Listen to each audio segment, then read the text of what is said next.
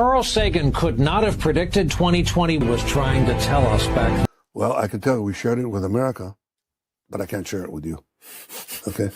The most advanced offensive weapons on the planet, things that none of the superpowers have, developed by Israel, shared with America. Ashton Forbes, you know, that super jacked guy. Malaysian 370, contact Ho Chi Minh 120.9. Good night. Good night, Malaysian 370. Breaking news tonight, a Malaysia Airlines flight with 239 people on board, including 4 Americans, has gone missing. Even as these grainy satellite images released today by the Chinese government. Again, the Malaysian flight too was one shot at China saying knock it out. Why shoot it down though if it's not hostile? Our technologies permit us to manipulate time and space. Why the Americans would?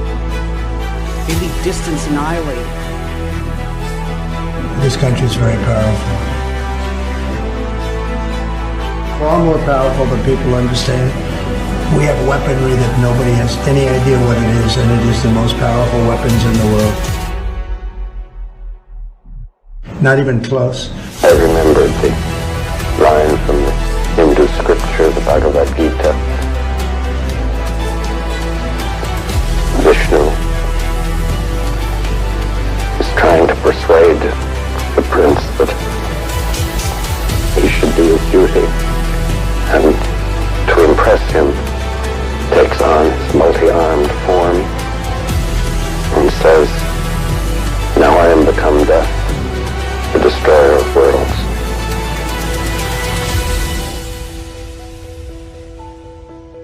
I suppose we all thought that, one way or another. Let's go, chat. Airplanes go missing every single day, guys. Thank you guys for being here. Happy Monday. Sorry we didn't do a live stream on Friday, guys. Hopefully you caught the Paramount Tactical interview on Saturday afternoon. It was a really good discussion about the missing general and about some of these technologies that are, I think, slowly being revealed to us.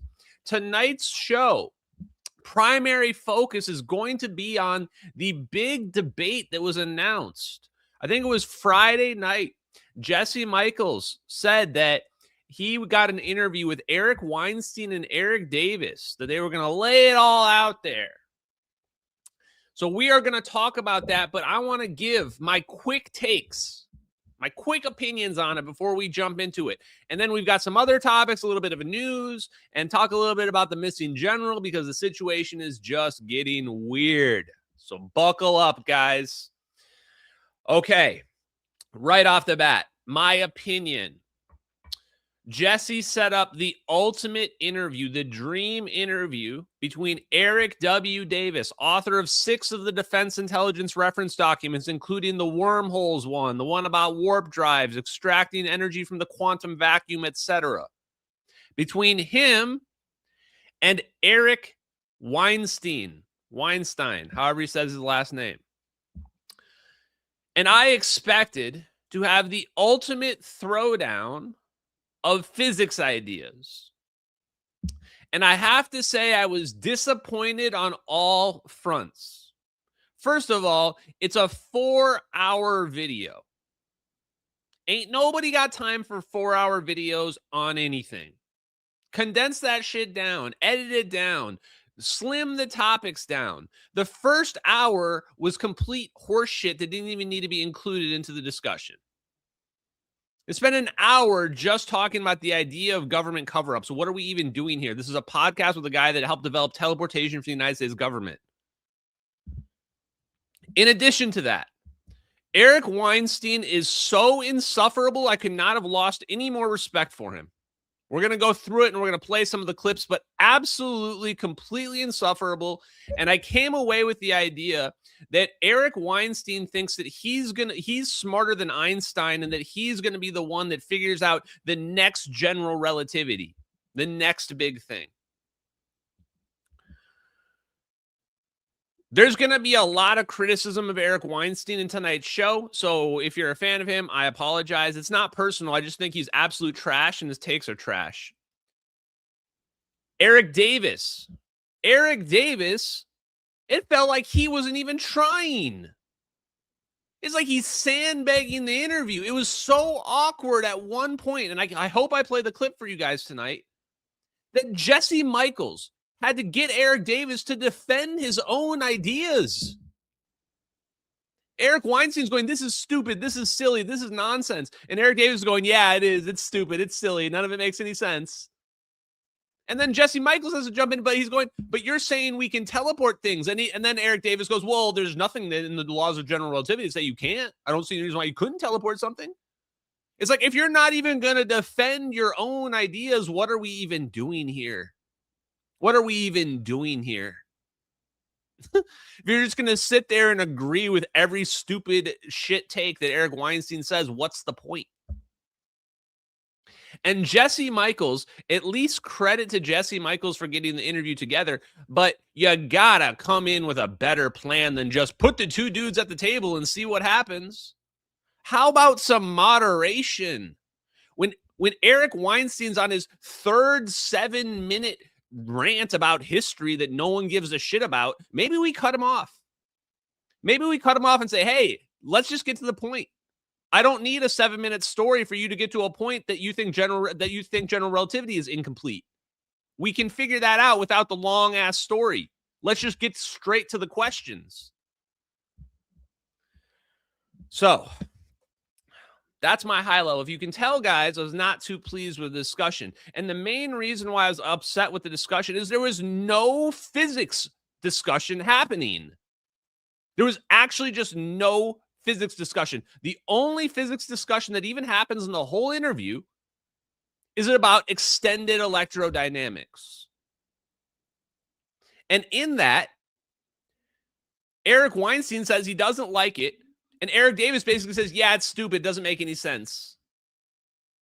And then Jesse Michaels is jumping in and be like, hey, you've kind of forgot your boss, Hal Puthoff, is like a big proponent of it. And he goes, oh, yeah. My boss is a big proponent of EED. But it doesn't make it like, what are we doing, dude? When I get these people in the room, I want it to be all physics discussion.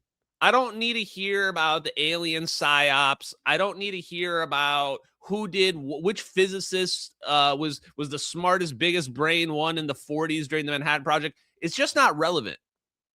Get to the point and get the points out there and get the ideas to be argued. Okay, we're going to come back to this. I don't want to rant too much on it, get my cortisol too spiked at the moment.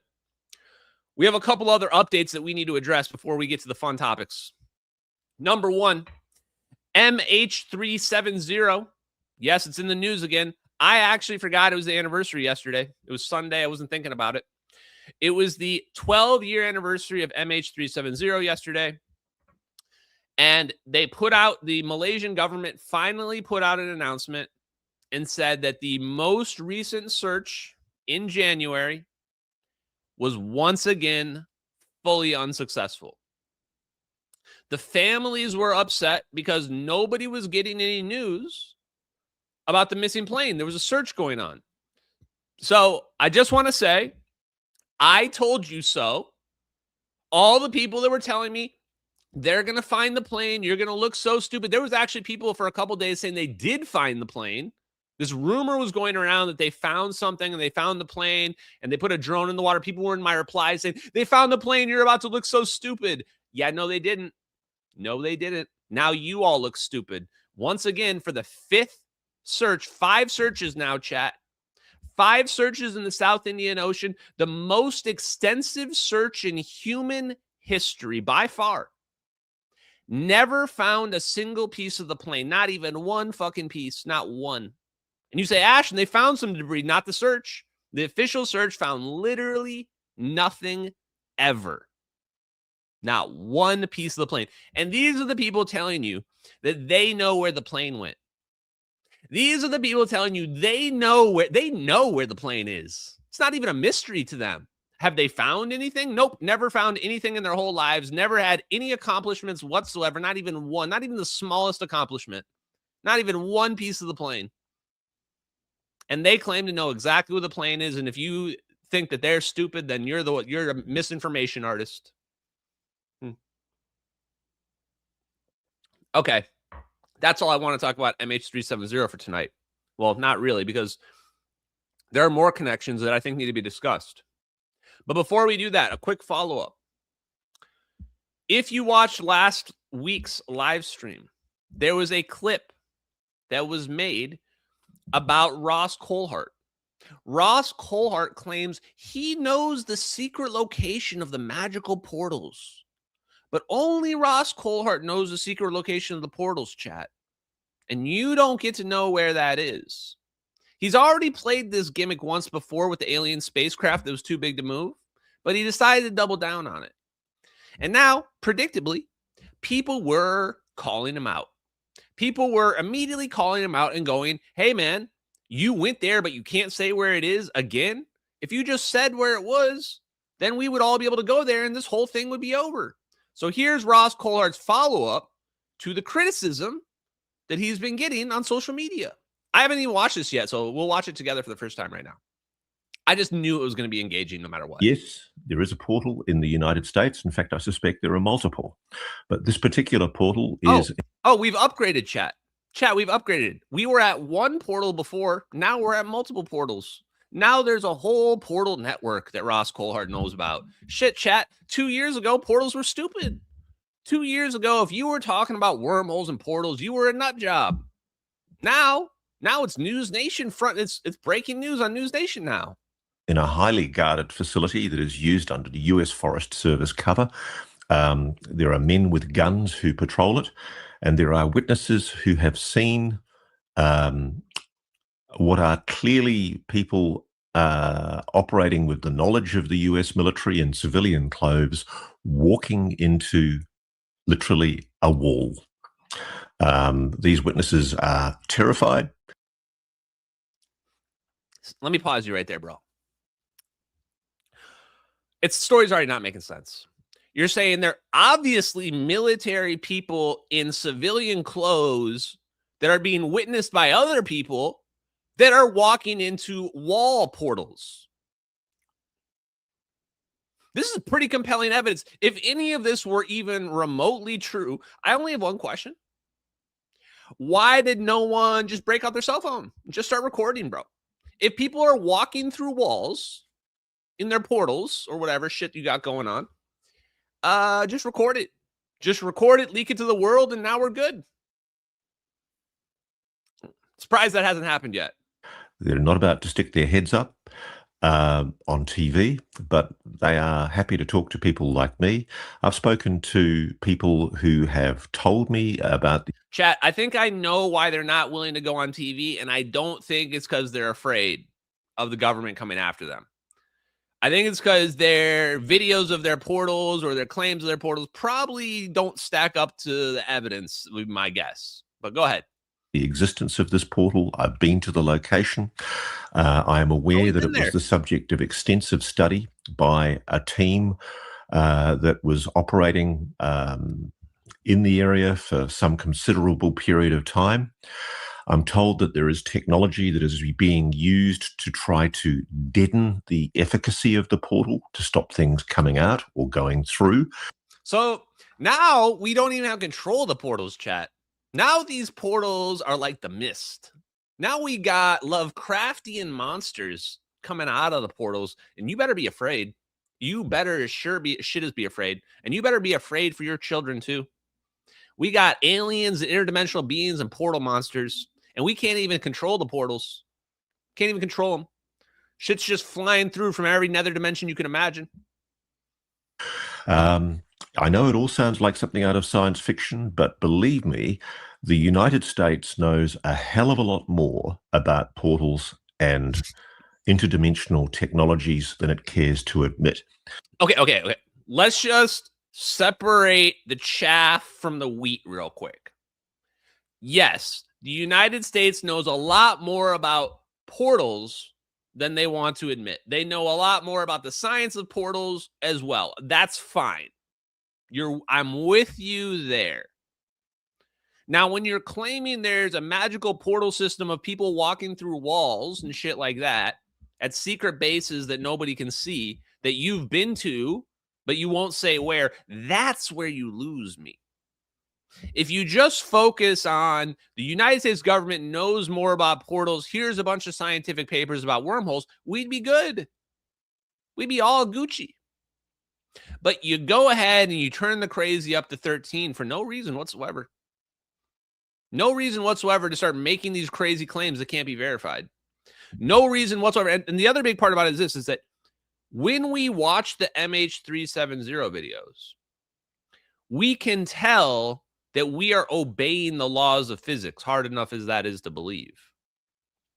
But we also realize this isn't the kind of thing you're just going to spin up on the wall.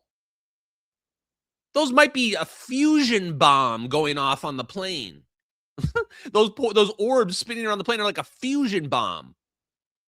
You're not just going to have a fucking Stargate on your wall that you can just walk through at any time. The whole point of the physics is that there's limitations and rules to it. This is why we don't just speculate about science fiction. Is we go, oh, it turns out if you want to do a portal, it's like a one-way hop.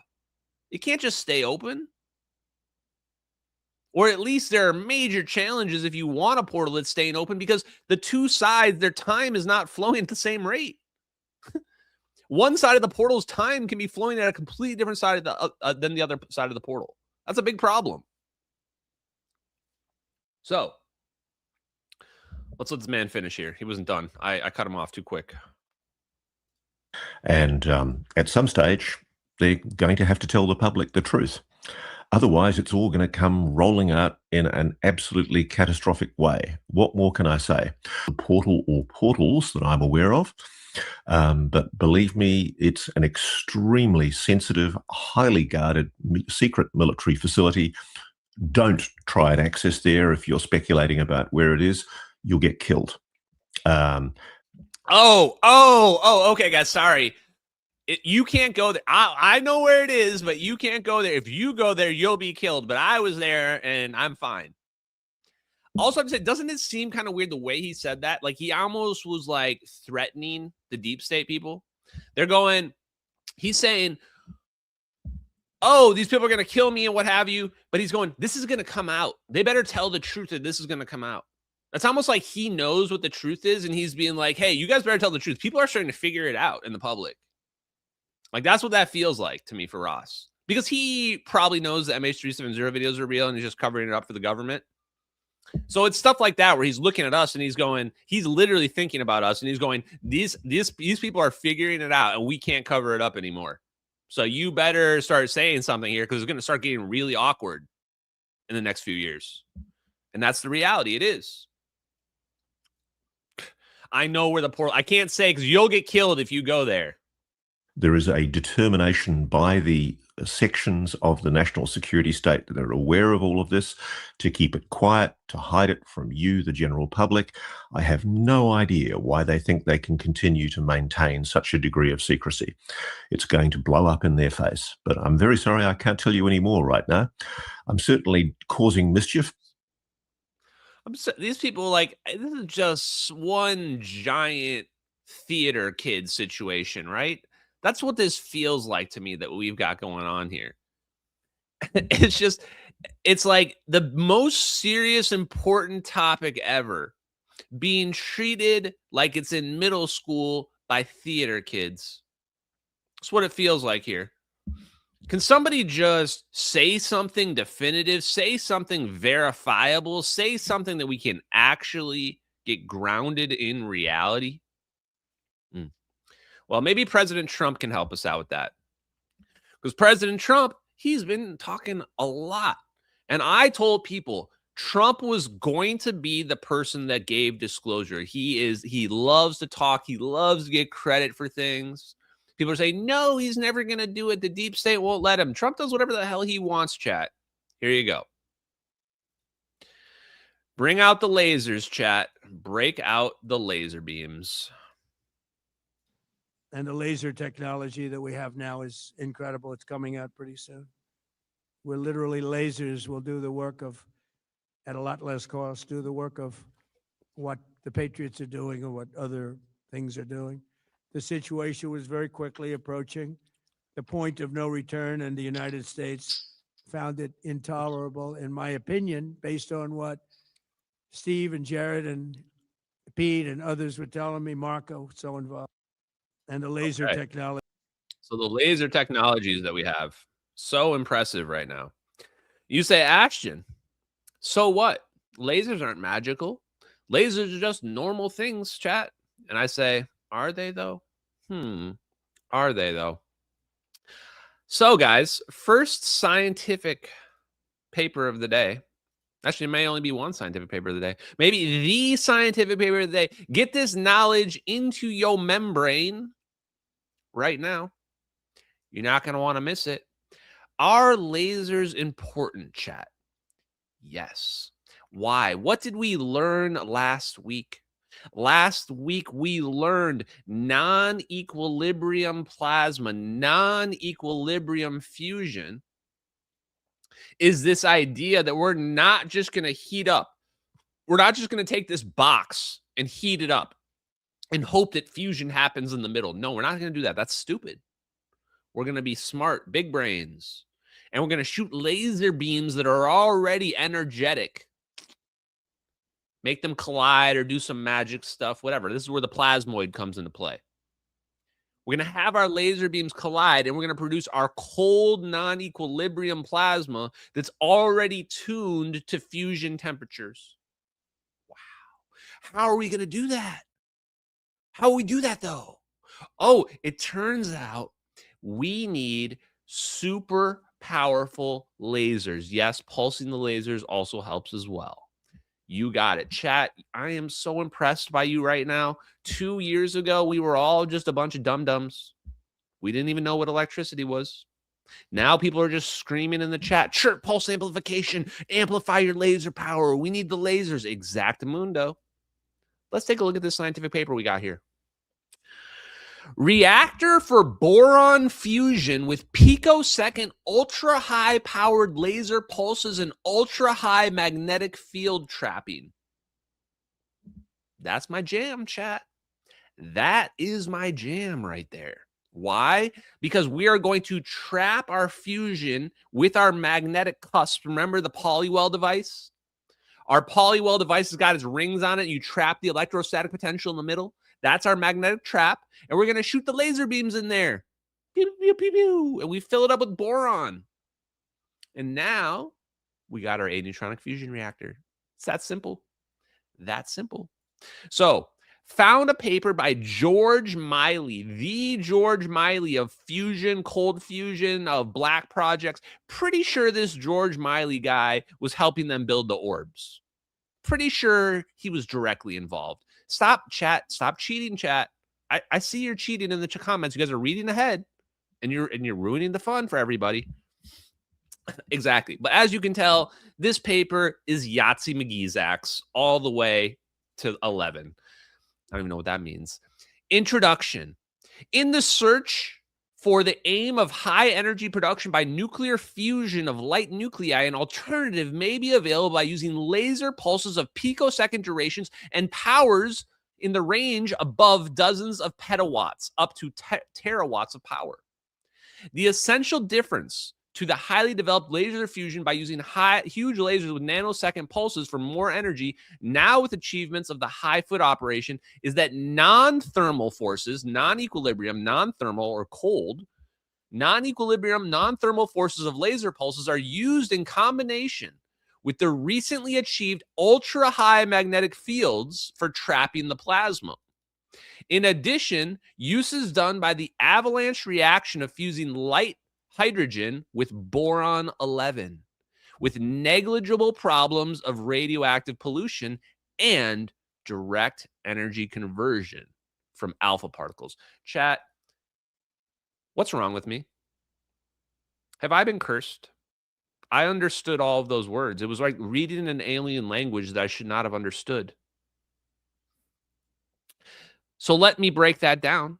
It's basically saying the advent of super powerful lasers in combination with super high magnetic fields. Remember the Rebco superconductors? The Rebco superconductors are super powerful magnetic fields from rare earth materials. So he's saying combine your Rebco superconductors with your super powerful lasers, and now we can produce non-equilibrium plasmas that can produce temperatures that can cause aneutronic fusion from proton boron 11. This is a Yahtzee on every single one. This paper is so close to the orbs that it actually threw me over the edge in thinking that this guy literally just straight up helped build the orbs for them. Let's keep going. Gets better. This option was developed from the physics of basically nonlinear processes opened by the interaction of lasers with plasmas nearly from the very beginning of the special turning point of generating the petawatt lasers by chirped pulse amplification. Oh my goodness, chat. He says right there, this option opened up because the magnetic fields, the material science we needed became available, both from the laser aspect, where we got chirped pulse amplification, won the Nobel Prize in 2017, BTW. Won the Nobel Prize in 2017, BTW. And the magnetic fields. So the ultra-high acceleration was calculated since 1978. So they already knew that lasers were going to be the secret in 1978. Keep this in mind. They knew the material science. Like, they just did the math, and they were like, oh, shit, this is going to be possible once we get to these lasers that are powerful enough. So they already knew what they had to get to. That's what he's saying right there. Yeah, the public, like as somebody just said, the public is so unaware. That's the most incredible part. We've been researching this for 2 years, and I think back to where I was before, and I go, the public wasn't even close to finding this out. Not even close. No one reads this and has any idea what he's talking about. Okay, so they knew about the ultra high acceleration. Oh, yeah, and the direct energy conversion. Also, people just don't know what the words direct energy conversion mean. Guys, direct energy conversion, that right there is alien technology, by the way. As far as I'm concerned, direct energy conversion is alien technology. You have the ability to skip the steam cycle and goes directly to electricity. That's alien tech. Simple as that. Boom. Okay, so direct energy conversion, and then what else he said? Something about mirrors here. Scroll down a little bit. In building lasers of high powers, where's he said the thing about the mirror? Oh, yeah, right here. So he says right here that, listen to this part.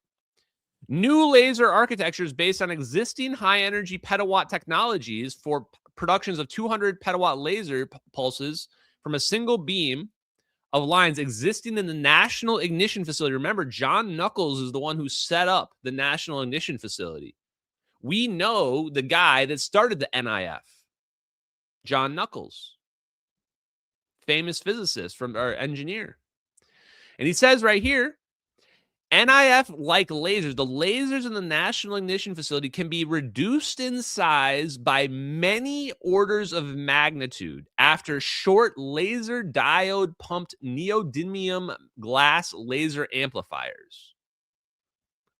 This paper is from 2016. Here's George Miley saying that the National Ignition Facility is basically jank. Wood 5 League in League of Legends chat. They're saying that, and this is why people go, why have we not solved fusion? They have solved fusion. All the material science has been solved for fusion for decades. We just don't have it publicly because it's a national security issue. That's the reason why we don't have it publicly.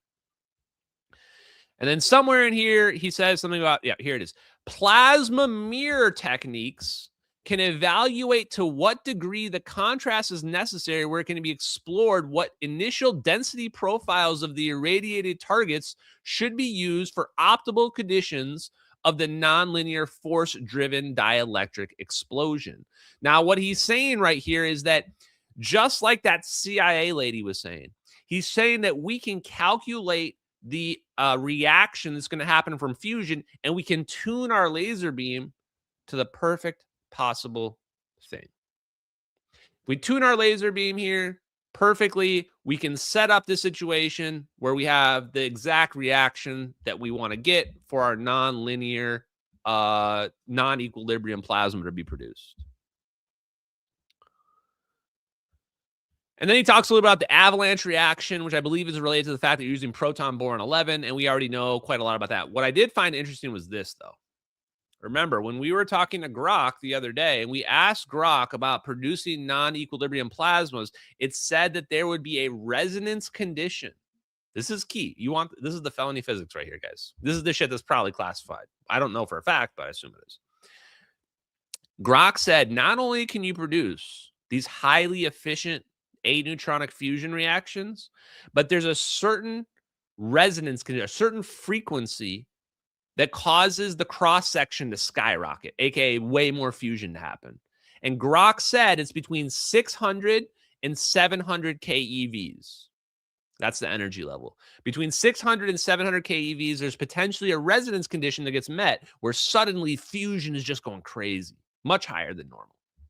What does this say right here? This is George Miley again. George Miley says, for further confirming the theory of avalanche process, the elastic ion collisions in the broad range of 600 keVs energies will be further evaluated. What he's talking about there, when he's talking about the avalanche, he's talking about the chain fusion reaction that occurs.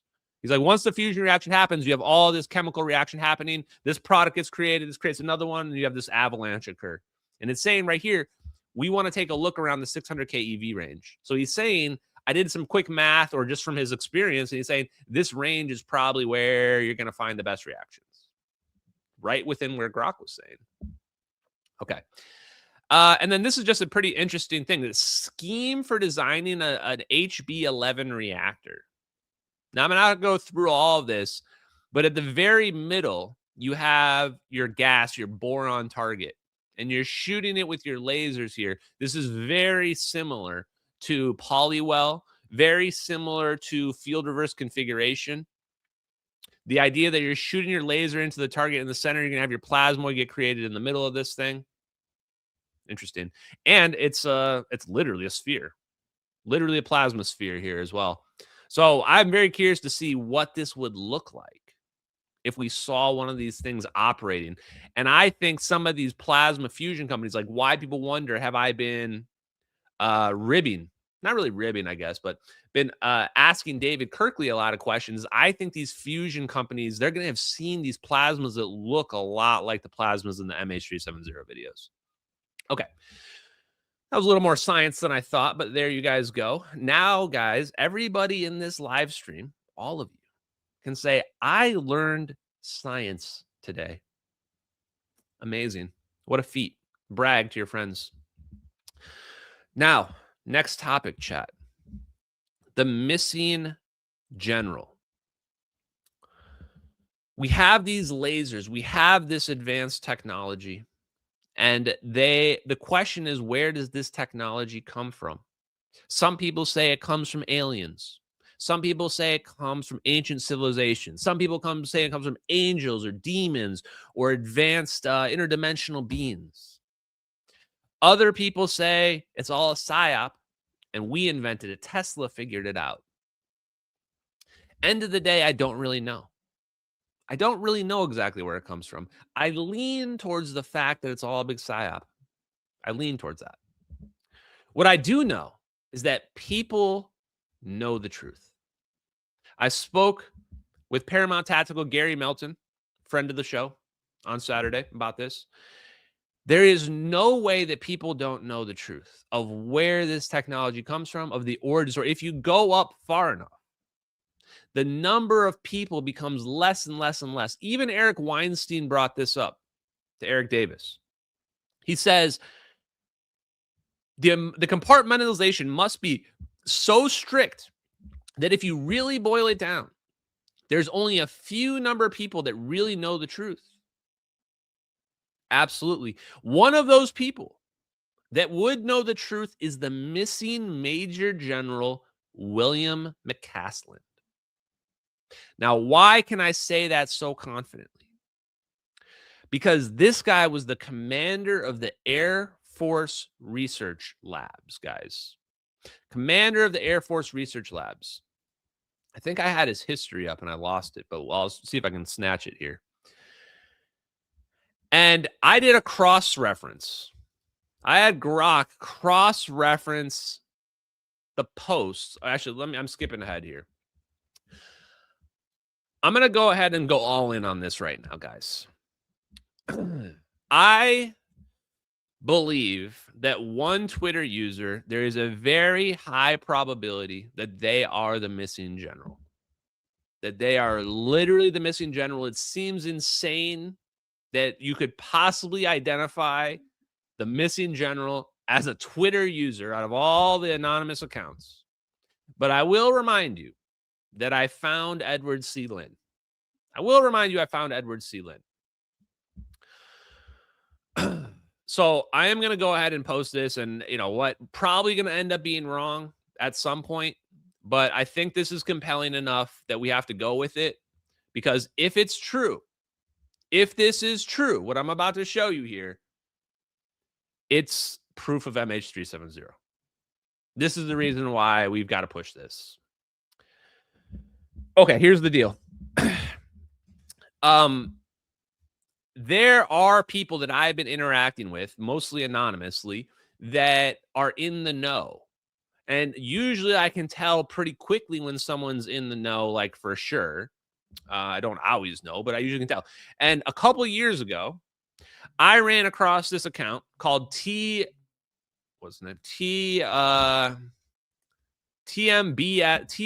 Spaceships, talking about electrogravitic craft, UFO technologies. And I could tell right away when I interacted with them that this person knew more. Like, they're talking about electrogravitics, all this plasma stuff. I'm going, how do you know all this? You're not picking this up off the internet. You have to be involved in some way, shape, or form, at least at a bare minimum, as somebody who's interested in the topics. So I look at their profile. Their profile says U.S. Air Force, 34-year veteran, Air Force Research Labs. Okay.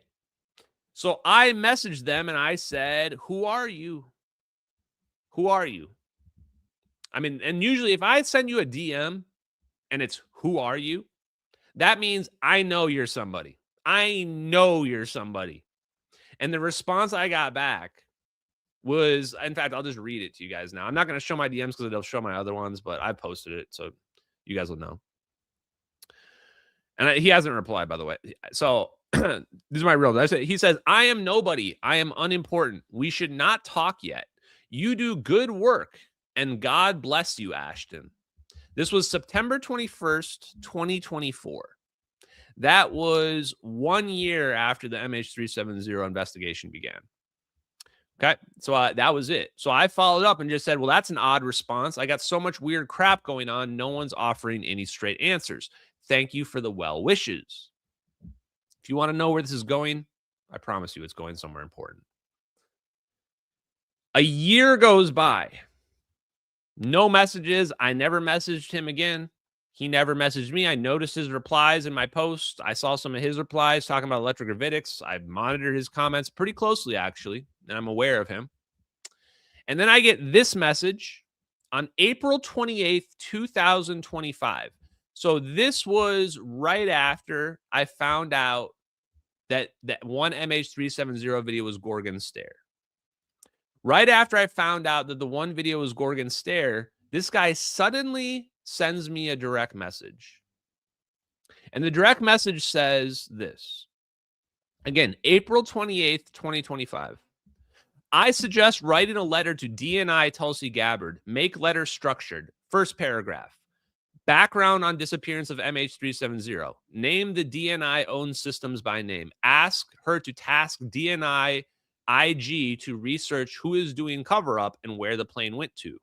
What was the operational objective and why they kill everybody? Second paragraph. Name the DNI systems that were watching the plane at the time. Third paragraph. Tell her you have been confidentially asked to write this letter from an individual on her side of the classification system. I cannot speak at this time as that is an operational program, and I cannot speak to that. Take care and you will prove the naysayer wrong. A lot of grammatical mistakes. It is obvious to me Ross's words came down from the top, indicates opportunity. They are stupid people running the PSYOP. You may not get a good response out of this letter at first, but wait, things are buzzing at the DOE. That was the message that I got. In fact, I'll just pull it up on the screen. So, a couple days ago, Friday, the general's been missing for a week. And somebody sends me a message. Those are the DMs for you guys. Somebody sends me a message and they say, Ashton, have you checked this guy's profile? He hasn't posted since the same day that the general disappeared. And I immediately recognized the profile name. I knew that it was this person. And so I went and I clicked on the profile because I think, guys, there's no way, right? And I look at the profile. Sure enough, the profile pretty much matches the general's description. 34 years in the Air Force. General has 38, but depends on how you count. The general was in all the engineering things that it says on that person's profile. The only thing that didn't match up was the UTOU, which is, I think, University of Texas, Oklahoma University. So here's the facts. Major General William McCasland disappears a week ago Friday. He leaves his cell phone at home. He leaves his glasses at home. No sign of a struggle or forced entry. He's just gone. Basically got no news for a week. We were talking about it, but the news was not even reporting on it. Like they didn't even care to find the guy. The wife comes out. She's not freaking out. She's not upset that they're not doing anything to find him. They clearly are doing basically nothing. They haven't even had a press conference about his whereabouts. They haven't even had a press conference to give us a timeline for when the last person even saw him. We know basically nothing about the circumstances of this guy disappearing, which is really odd because if you would think that there's a guy that disappeared, that people would want to find him and there would be some urgency and they would be trying to get information to the public so that somebody might identify him on the street. But none of that's happening. None of it at all. And then this guy says, check out this guy's profile. And so I go click on that profile and I go look at his recent posts. And when was the last post? The same day the general disappeared. Over a week ago. Now 10 days ago. So I say, okay, it's like 99.9% chance not going to be him. But at a minimum, I can make a post about it and I'll tag him in the post. Tag him in the post. I have 300,000 followers. His notifications are going to be blowing up with people saying you're the missing general. It's now been 3 days since I made that post, and there has been no response from him. He didn't reply to my DM where I asked if he's the missing general. The guy is completely gone off of social media, perfectly coinciding with the general going missing. The reason why I think that might actually has some possibility of being true is because this general was supposedly feeding information to Tom DeLonge of the UFO community. And you would ask, how did he get connected to Tom DeLonge? There's no way Tom DeLonge found a major general at the Air Force Research Lab who's like, hey, you're going to tell me some information now. No. The general must have found Tom DeLonge, which means the general was looking for people to give information to that could reveal it publicly. That's his psychological profile based on the Tom DeLonge info. And if that's the case, it would make sense for him to be following someone like me because I'm doing the same thing Tom DeLonge is doing. doing the same thing he's doing.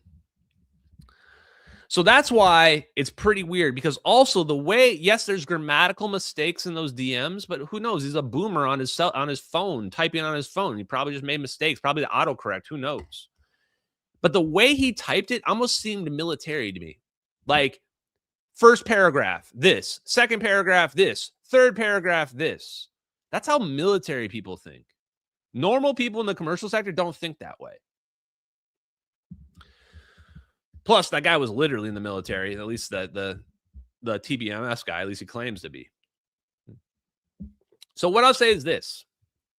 If that guy ends up being the major general, realize what evidence I'm sitting on right there, chat. Let me just break it down for you guys. Are you guys getting the significance of this? I don't think you guys are. Just for a moment, assume TMB spaceships is the missing major general. I have a DM from a former commander of the Air Force Research Labs telling me to send a letter to the DNI to research the missing airliner MH370 because the system Gorgon Stare is still operational, and he knows that because he's an Air Force Research Labs fucking commander. Do you get it? If that's the general, we win. Game over. The MH370 videos are automatically real. You think an Air Force Research Lab commander is talking to a dude who was talking about looking at VFX videos? No, bro. No. So, we lose nothing if we're wrong, except for a little credibility.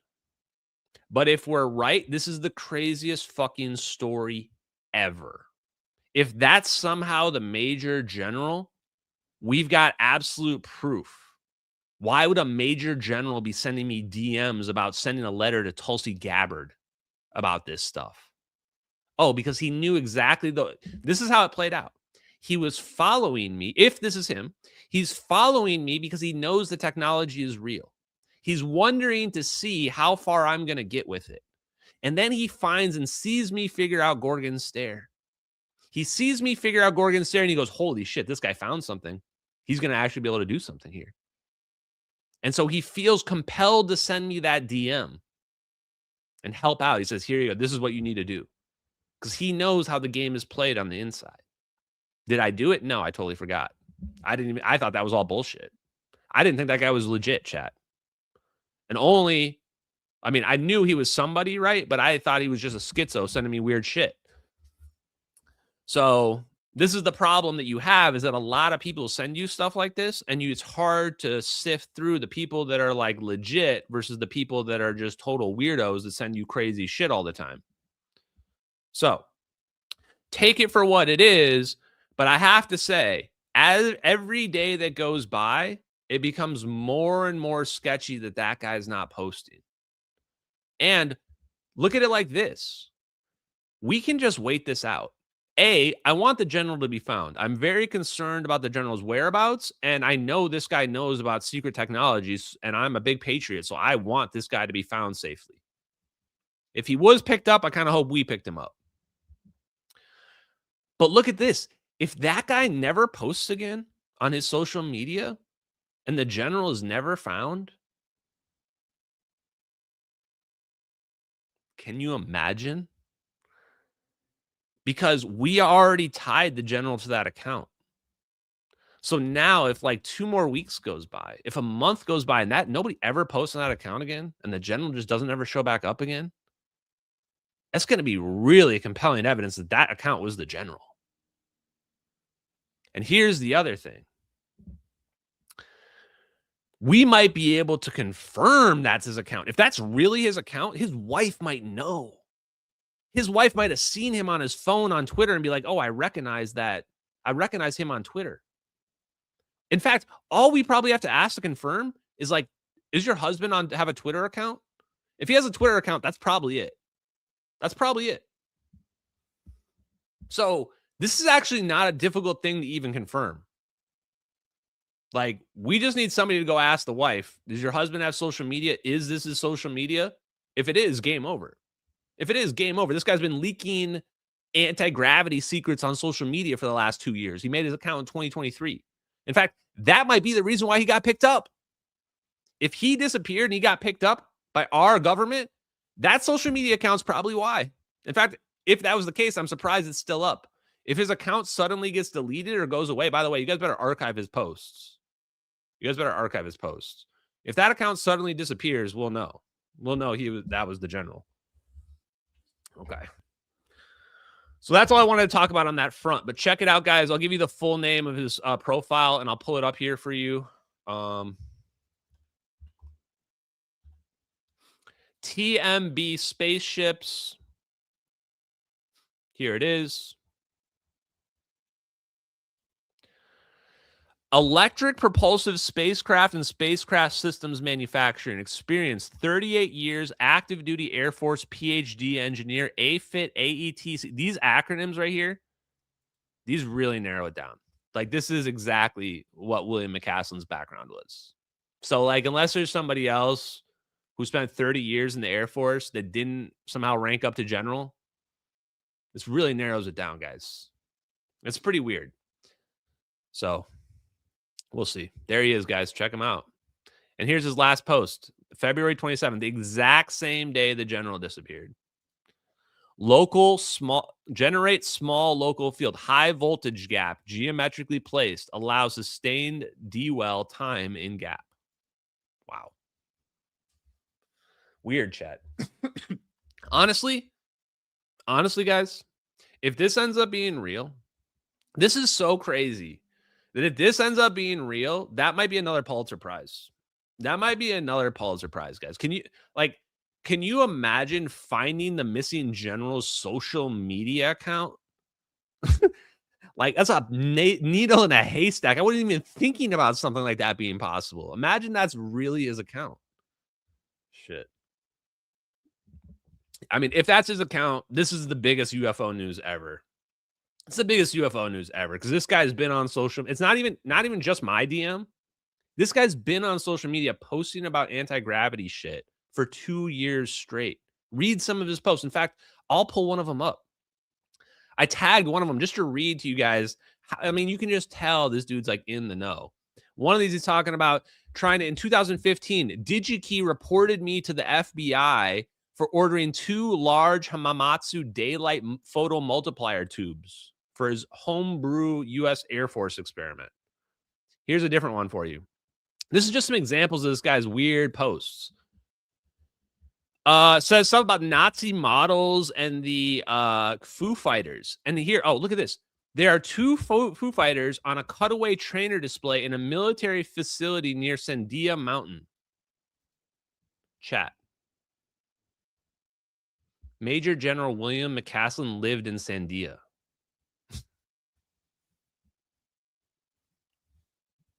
It's like pretty weird, man.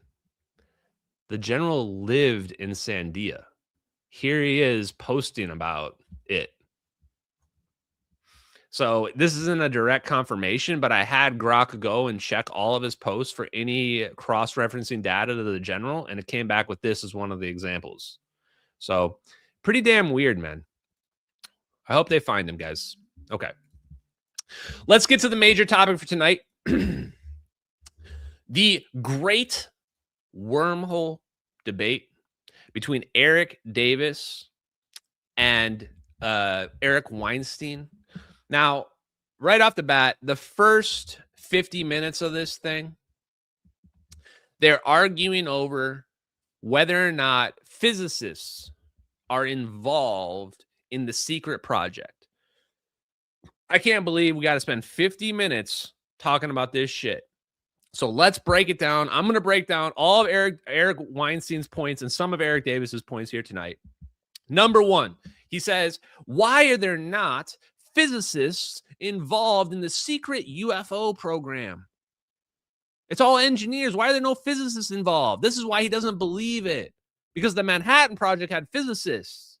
And we can't do anything unless we have the physicist theory. Okay, let's solve this one for Eric Weinstein. Right at that. First of all, wrong.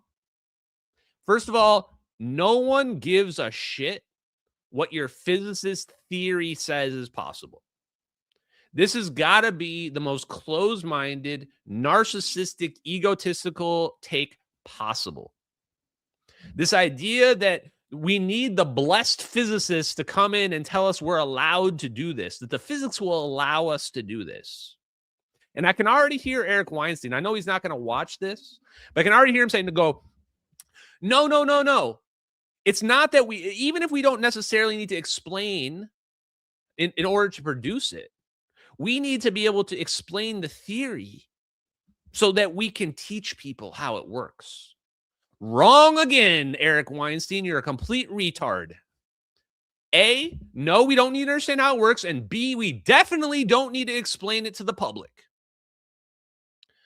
I can't even imagine. Like, this is the reason why we don't have disclosure, because the physicists of this world are idiots of the highest possible magnitude. Eric Weinstein actually now is right behind Neil deGrasse Tyson for me. Because the answer is this. This is what really played out. If we just assume the UFO narrative we're being sold is true, we didn't figure it out. We saw it. We saw, let's say, teleportation happen. We saw it, and we didn't think, hey, we need to develop some physics to explain that. No, we thought, how the hell did we do that? And let's try to make that for ourselves. And were people sitting around going, hey, guys, we got to create a full theory of everything before we start trying things out? No, nobody said that. And anybody that wanted to say that, you just got shown the door. Bye. They just built it. They just figured out how it worked. The idea of spreading scientific knowledge, that's a cultural shift. That's a mindset shift. The defense contractors aren't responsible for that. They're not responsible for teaching the world how physics works. Nor do they care or even want to even begin to argue with your stupid ass about it. That's the reality. And here's the best part. When they figure it out, they have no incentive whatsoever to tell you about it. Not only are they secretly going to figure it out, they also are not going to tell you, and they're definitely not going to argue with you about it over whether or not it's real or not. In fact, they kind of prefer that you don't think it's real. That's how this game is played. So let's get into the first clip. First thing, shout out to Jesse Michaels, because even though I thought he did a pretty abysmal job of moderating the debate, he still is putting out probably the best UFO content out there. It's pretty, at least pretty highly up there. He's getting the interviews with the major players. He's got the connections to get the interviews done. We just need to improve the quality a little bit. Also, I'm not petty anyway, so, you know, shout out to anybody whose content that I, show on my show. So here we go. We're going to skip ahead a little bit and just go straight to the physics stuff. This thing about evidence I had to jump into here. Experimental results and evidence. Okay, Eric. Also, by the way, I didn't check to see the actual numbers, guys, but I'm pretty sure Eric Weinstein spoke for like 80% of the time. I'm pretty sure Eric Davis only said like 5 minutes of words throughout the whole 2.5 hours that he's on this podcast. We'll see. Oops, where's my thing? In general, I can produce too many explanations through a creative, sometimes undisciplined mind for a certain set of facts. And this is one of the only times, and perhaps the only time, I've ever seen a situation where I cannot come up with a single theory of what's going on that explains all of the bizarre behavior in UFO UAP land. Too many people who seem relatively reasonable with nearly eidetic memories talking about particular names, dates. It is impossible to me that we have a theater company that has figured out how to create this space opera, and on the other hand, the lack of anything tangible. I don't believe in something this old, this long, this many events that we have absolutely nothing to go on. So let me just say from the beginning that this is the odd situation. One of the reasons nobody from my world wants to get involved with it is that it just makes you look foolish from the point of view of a scientist. Well, because they can't everything get is involved unless they're working on a contract. Well, so here you go. Right off the bat, he says he can't make any sense of the story being told here. Really? This is actually the weirdest take from Eric Weinstein that I can get, because he's the one going on all the podcasts saying the UFOs are connected to nuclear weapons, which are connected to Epstein, which is connected to gravity. Bro, all the puzzle pieces are right there. There's only so many ways they fit together. What do you mean you can't make a comprehensive story? That's the easiest part of the whole thing. The hardest part is wrapping your brain around how they covered it up. What do you mean you can't figure out the comprehensive story? We figured out nukes manipulate space-time. There you go. Here you go. Clip it. Eric Weinstein, idiot, moron, who can't figure out basic reasoning. Nukes are manipulating space-time. Does it click yet? Does it all just click together all of a sudden? It's really that. Yes, it is that simple. Nukes manipulate space-time. Hence, space-time manipulation. Hence, gravity manipulation. Hence, general relativity wasn't actually wrong after all. In fact, we're going to go to the next clip, but it turns out it's not that general relativity is wrong. No.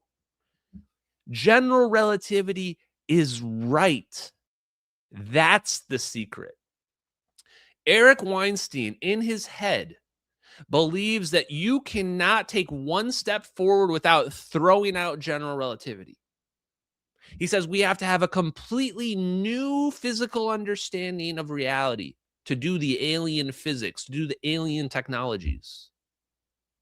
This is his problem. It's not, general relativity isn't wrong. And when we look at general relativity, we say warp drives are possible, wormholes are possible. And Eric Weinstein goes, those things aren't real, therefore general relativity has to be wrong. Well, he's a fucking idiot. I'm sorry, but he is. You're a fucking idiot, Eric Weinstein.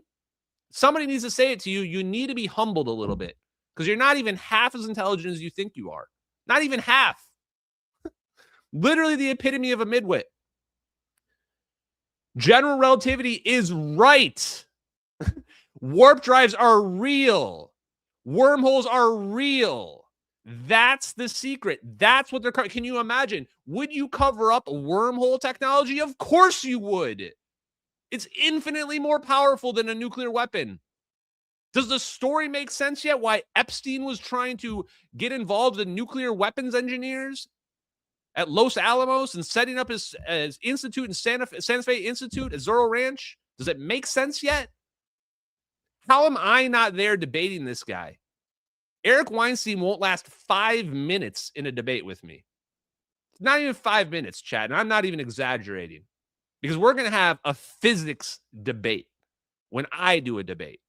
There's not going to be fucking bullshit about 5-minute diatribes about which nuclear physicist got with the most girls or whatever bullshit stories you want to tell. We're going straight into what is dark matter? What is dark energy? Where did all the mass and energy in the universe come from?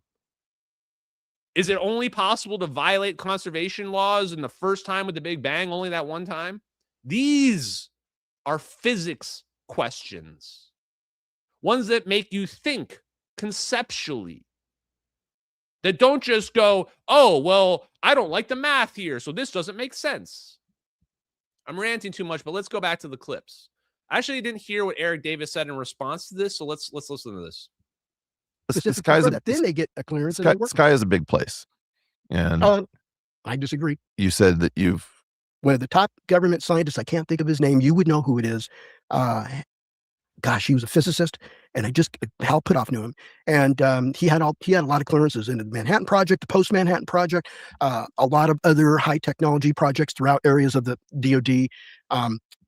And And so he was a academician, and he had clearances. A colleague of mine up at Baylor also has So what he's saying here, and this is the obvious counter argument. Basically, what Eric Weinstein was saying is that his colleagues don't want to get involved with this because they think it's all silly and they think it's all nonsense. Well, here you go. Every single one of those colleagues, yes, every single one of your colleagues, Weinstein, is a fucking idiot. And you say, Ashton, why are you being so mean to me? My colleagues are intelligent PhDs that are respected people in the community. I don't give a fuck who they are. They're fucking retards as far as I'm concerned. All of you need to be taken down about 10 pegs. You've grown way too big for your britches, and you're not half as intelligent as you think you are, and you need to come down to reality with the rest of us. Eric Davis is telling you the reality, and the reality is this. None of you are smart enough to be in any black project ever, and that's why you were never hired. That's the hard truth. The reason why you're academic physicists is because you weren't smart enough to make it in the big leagues. So you should stop pretending and opining about how they need you to tell them the truth. No, you need them to explain to you how physics works because you don't understand it. Again, that's the hard truth. That's what I do.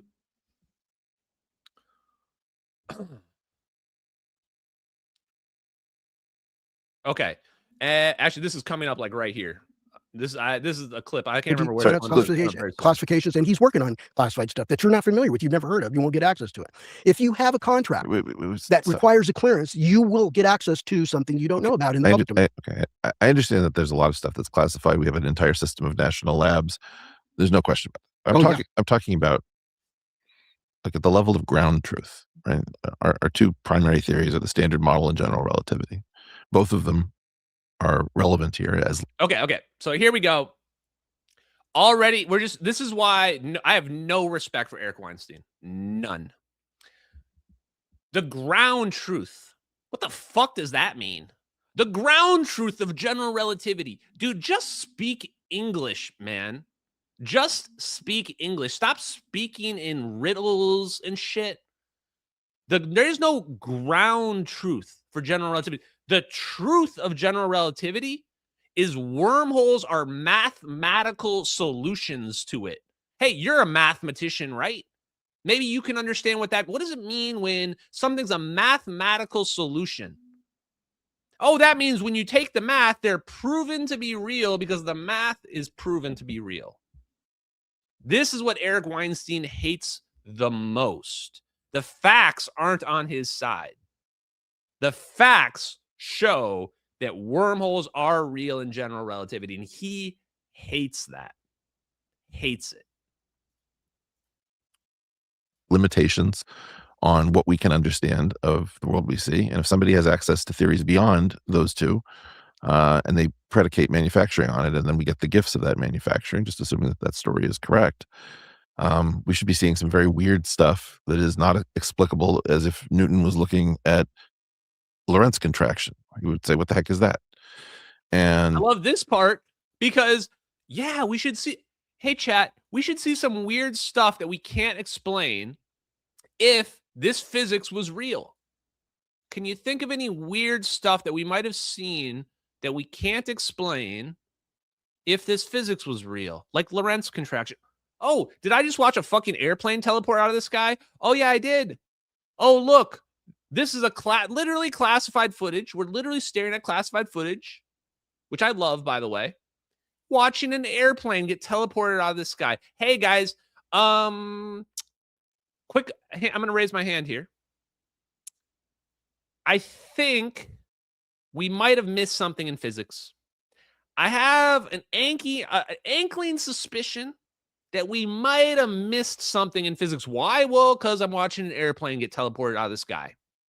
It was there 1 second, and then it's not there the next. So, yeah. And this is where Eric says, we have no evidence. You have no evidence. You have no evidence because you're an idiot. You have no evidence because you can't tell when you're looking at a military video. That's why you have no evidence. I have plenty. This is all the evidence I'm going to ever need in my whole life. for teleportation. And this is what's crazy to me. The people that claim, they only claim to want evidence. They'll say, show me the evidence. We just need, Avi Loeb does this all the time. Eric Weinstein does this. They say, we need the evidence. There's no evidence out there. And then you show them the evidence and their very first reaction is, that's fake. Buddy, I just showed you the fucking evidence and your answer is it's fake. Okay, if you're going to be a complete dipshit, just get off this earth and let the rest of the normal smart humans be here. Because we just don't have enough resources to go around for every idiot. We really don't. And that's how it plays out every single time. And this is why people say, Ashton, why don't you just build something? Why don't you just show people? Because when you show people, the very first thing they do is they say, that's fake. That's the very first thing they do every single time. None of them are interested in evidence. None of them are. What they're interested in is feeling smart. What they're interested in is feeling like they're better than everybody else and they know all the answers. That's what they're interested in. They're not interested in solving things. They're not interested in evidence. And that's what Eric Weinstein does this entire debate. The whole time he does this. I thought it was just like a Terrence Howard thing that he was trying to talk down to Terrence Howard. It's not. This guy has only one attitude, and it's being a narcissistic, condescending douchebag that's not even nearly as smart as he thinks. So I'm just going to begin with things that make me hugely uncomfortable. And again, it's not as a digger. It's like, I just can't figure this out. So we toss off these humanoid aliens, like aliens that are tetrapods, literally tetrapod body plans. And we have arachnids, we have insects, we have cephalopods, we have all sorts of intelligent life that doesn't follow a tetrapod body plan. Right. The odd of a humanoid evolving through convergent evolution somewhere else. Okay, I learned something from that. It's sort of like national security physics. Okay, here we go. This is the part. National security physics. Yeah, that's not like a real. Okay, so Eric, so forget the alien shit. I don't know. We were just talking about general relativity, and suddenly, instead of talking about physics, which we were close, we're talking about aliens for no reason whatsoever. And now, finally, this was something I wanted to be addressed. Eric Weinstein talks about Eric Davis's papers. He says, I read through your papers, and it looks like national security physics to me. Yeah, there you go. You got one right. It's national security physics. Hey, there you give the gold star to Eric Weinstein. Yes, it's national security physics. The stuff that's being discussed, literally those papers were classified. Those DIRDs were classified and they got declassified like 2017. But then he completely screws it up. Here we go. But if I look at a lot of your papers, they're focused on bizarre, how would I put it? Bizarre physics that accepts the standard model in general relativity as ground truth, predicated on some sort of engineering desire. No, I'm just looking at for my book. I was looking at the physics of what's possible with anti-gravity, gravitational wave propulsion, or rockets. Within what? Within what framework? Say again? Okay. Chat, my BS meter is going crazy here. Eric Dave's like, I was just doing this for my book. What are you talking about? No, you weren't. No, you weren't. You're being paid by the government to write these papers.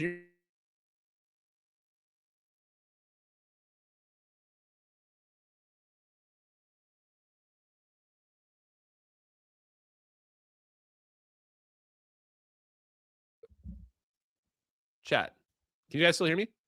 Oh, we're back. Okay. This is like the worst debate ever here. You've got Eric Davis not even trying to debate, being like, this isn't even that important. I was just writing these DIRDs for my book. Like, what are we talking about here? And then you've got Eric Weinstein not able to understand anything. Not able to he's doing the lib meme right now of you can't argue with him because he's intentionally trying not to understand anything. Absolutely incredible. GR. Yeah. So GR with or without positivity constraints, or how are you Okay. He's about to screw it up right here, so I need to stop it right here. So we were so close to a physics discussion. Did you see how close we were right here? He's saying, okay, so your papers, he's saying you're taking general relativity as your base, and you're writing these papers to explain wormholes, alien physics, etc. And he's saying, okay, so is it general relativity without the positivity constraints? Chat, there's no fucking positivity constraints in general relativity. So, like, does he even understand physics here? I'm a random dude off the street in healthcare IT. Negative energy is built in to the equations. We just don't accept it. We just don't accept it. That doesn't mean it doesn't exist. You get that? I feel like he doesn't quite understand that. So we were so close. He says, so here he's going. He's actually presenting a theoretical conceptual framework here. He's saying you're taking general relativity and you're saying we can do negative energy. That's what he's saying, right? And we say, yes, negative energy is a real thing. That's how we're making wormholes. It's just a pressure force. So I would have loved if the discussion, if that's what happened next. Let's see what happens next. Let's slow it down. First of all, I don't understand. If these things are here from out of town, if they're not co-resident with us here on Earth, they're not here using the standard model in general relativity, I don't think. I mean, it's not impossible, but I'm not doing UFO physics. What? Okay. We were actually about to talk about physics. And instead of talking about physics, where Eric Weinstein was going to get destroyed, and talking about negative energy and what negative energy is, he immediately changes the topic. And he goes, okay, instead of this, the aliens must be using alien physics. If we even believe that aliens exist, they have to be using secret alien physics, and we have to throw away general relativity. Dude, what is wrong with you, man? I can't get a beat on this guy if he's just a moron or if he's a psyop. This is the same guy claiming that there's a secret cover-up related to gravity.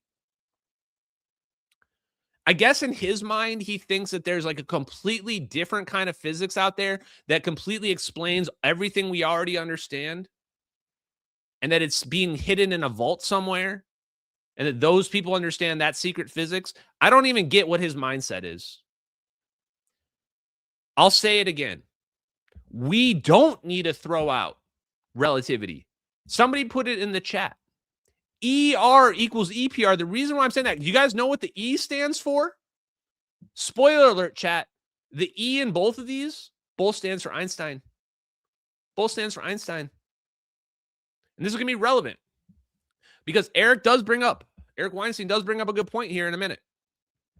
But I did want to address this part because it's obvious to me, if we're trying to understand their arguments, their mindsets of these debates, it's clear that Eric Weinstein thinks that we have to throw out general relativity if we're going to do any of this research, which, of course, if you think that, then you're, of course, not going to be interested because it's stupid. It's stupid to think that we're going to throw out general relativity. The answer, as Dave Rossi famously said, shout out to Dave Rossi. He's probably out there somewhere. It's a new perspective on old physics. It's not that we have to throw out general relativity.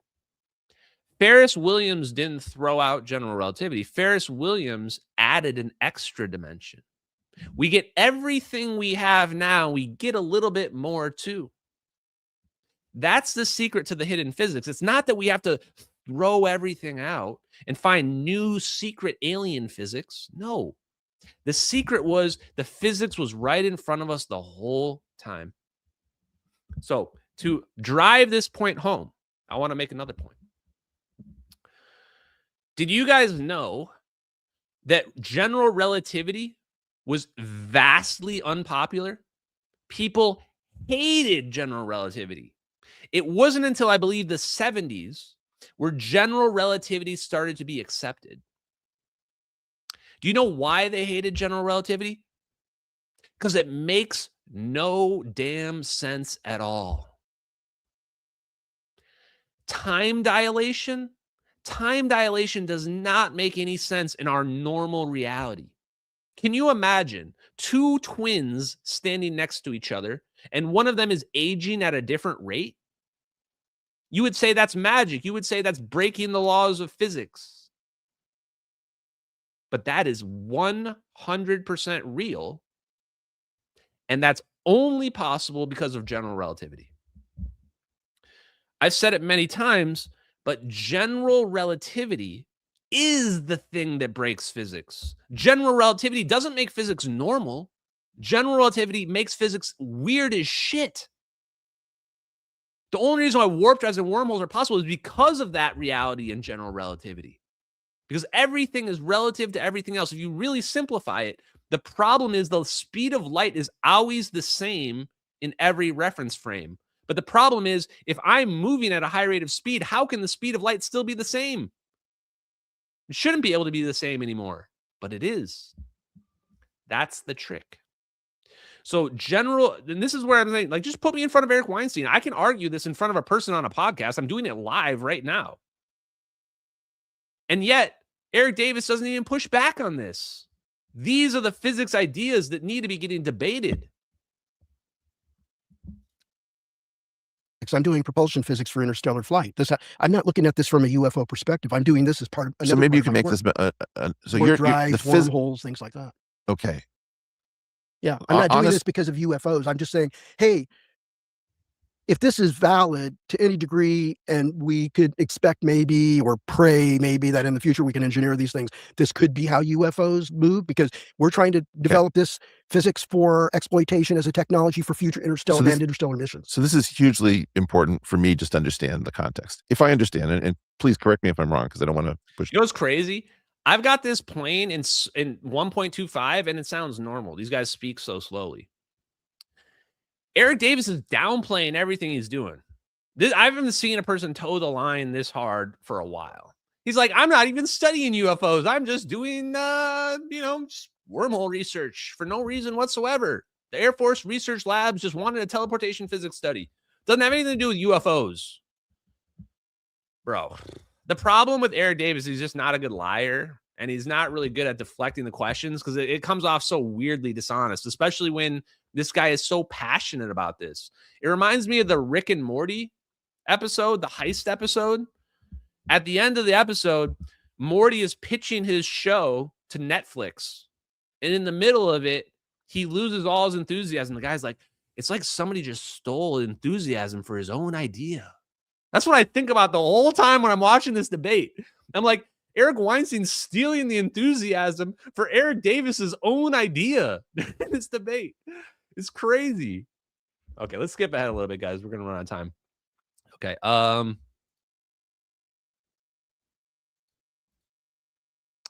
Okay, so he brings up Robert Forward, I think, here. Bob Forward was still at the Hughes Research Labs in Malibu. He's the one that motivated me to ask that question, because he had been. Let me skip back a minute here. And you and I talked about that years past. Yeah. I've read the documents or the websites you sent to me, and I'm already familiar with elements of that. Okay. So I've got old newspaper clippings. All right, so we've got A-team talent. We've got Sheldon Glashow, Rudolph Kallman, Solomon Lefschetz, Desser Arnold Dyson. This begins to feel like, the boys are back in town. Yeah, this is physics firepower. Yeah, right. And then the trail just seems to go cold. And then this is I just skipped through 10 minutes of the history here. But basically, Eric Weinstein goes through the history. He's like, oh, so we were working on this anti-gravity stuff, and then it just goes cold in the 70s and 80s. And Bob Forward asked the question, where did this, all these things in the 60s and 70s was all about the future, the anti-gravity, we're going to have spaceships flying around, and it all disappeared. And so here you go. Eric Davis shouts out Bob Forward. Let me play this clip of Bob Forward for you guys real quick. Ready for this? This is one of my favorite Bob clips. Of the ability to cruise over vast distances powered by the sun. No propellers, no roaring engines. Incredible, graceful flight made possible by one of the future's most promising power systems. Ion propulsion.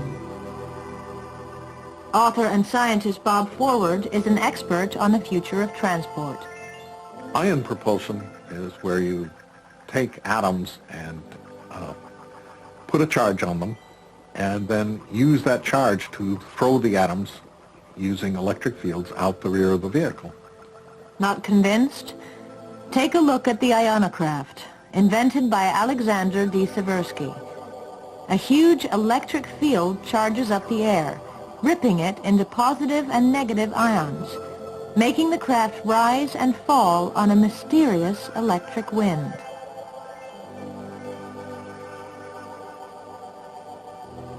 In Brian Mott's airship, charged air will rush through the hollow core and over the sides, pushing it forward as quiet as a whisper. So there you go. There he is. That was Robert Forward explaining MHD craft like in the 80s or 90s or something like that. Interestingly enough, at one point in this interview, Eric Weinstein says that the Byfield-Brown effect has been debunked, which is hilarious because you see that you just saw Robert Forward talking about it, using electric positive and negative charge for propulsion right there. And of course it's possible. We do it with fusion reactors. That's what aneutron fusion is doing. We're literally using the alpha particles from our fusion reactor for thrust, for propulsion. Beginning of the 1970s. Correct. So, and I could never reconcile that. I noticed that back in graduate school during the 80s, and I went to an APS meeting. That's the American Physical Society. So I went to an APS meeting with my dissertation supervisor, and I ran into, they have like a booth for the APS, you know, all the books they sell, the Physics Today magazine. Well, that was published by somebody else actually, but they have all that for members, for membership services and benefits. And so they got this advertising booth in the commercial exhibit part of the conference, and they had the APS historian. And I brought that up with the historian, like what, 1984? And Bob Forward was still at the Hughes Research Labs in Malibu. He's the one that motivated me to ask that question, because he had been looking at anti-gravity when he was at Hughes. And this is before he... So the reason why I thought this was interesting, we've found these guys. These are the guys. There isn't another group of secret people. There may be some that we don't know about, absolutely, for sure. Probably a lot that we don't know about. But Bob Forward was clearly looking into this UFO technology, and he was not speculating. People are like, these guys are just posting theoretical papers. They didn't just make these papers out of nowhere, guys. These papers came from something, came from an idea, came from something that somebody saw that said, this might be possible. How do we explain how this works? And Eric Weinstein, one of his big criticisms here, he's going to say in a second, is he's going to say, why are you using general relativity to explain alien physics? And Eric Davis has a perfect response. He says, that's all I've got. That's the only tool I have. What do you expect him to use? You expect him to use some guy's blog unification theory to do the physics? Is Eric Davis going to be taken seriously when he writes his teleportation physics study from some dude's blog based on how he thinks physics works? No. Of course you use general relativity to try to explain how the aliens are flying around, because they're using the same physics we are. And we know our physics is incomplete. Doesn't mean it's wrong. It's just incomplete, which means if the aliens are doing something that we don't understand, it probably closes the gaps in our understanding of general relativity. So using general relativity to try to explain these concepts is absolutely the correct thing to do. And it feels like Eric Weinstein doesn't want to have them use general relativity simply because he does not like it. If Eric Weinstein can explain how aliens fly around using, what is this shit called? Geometric theory or whatever it is, go for it, bro. Happy to listen anytime you want. Let's skip ahead a little bit. I'm going to go to 1 minute and 24. Oh, he actually talks about this coordinate system. Where was that? I might have to dig around for this. I'm gonna play this. Ford and that group started publishing their papers on semi-classical quantum gravity.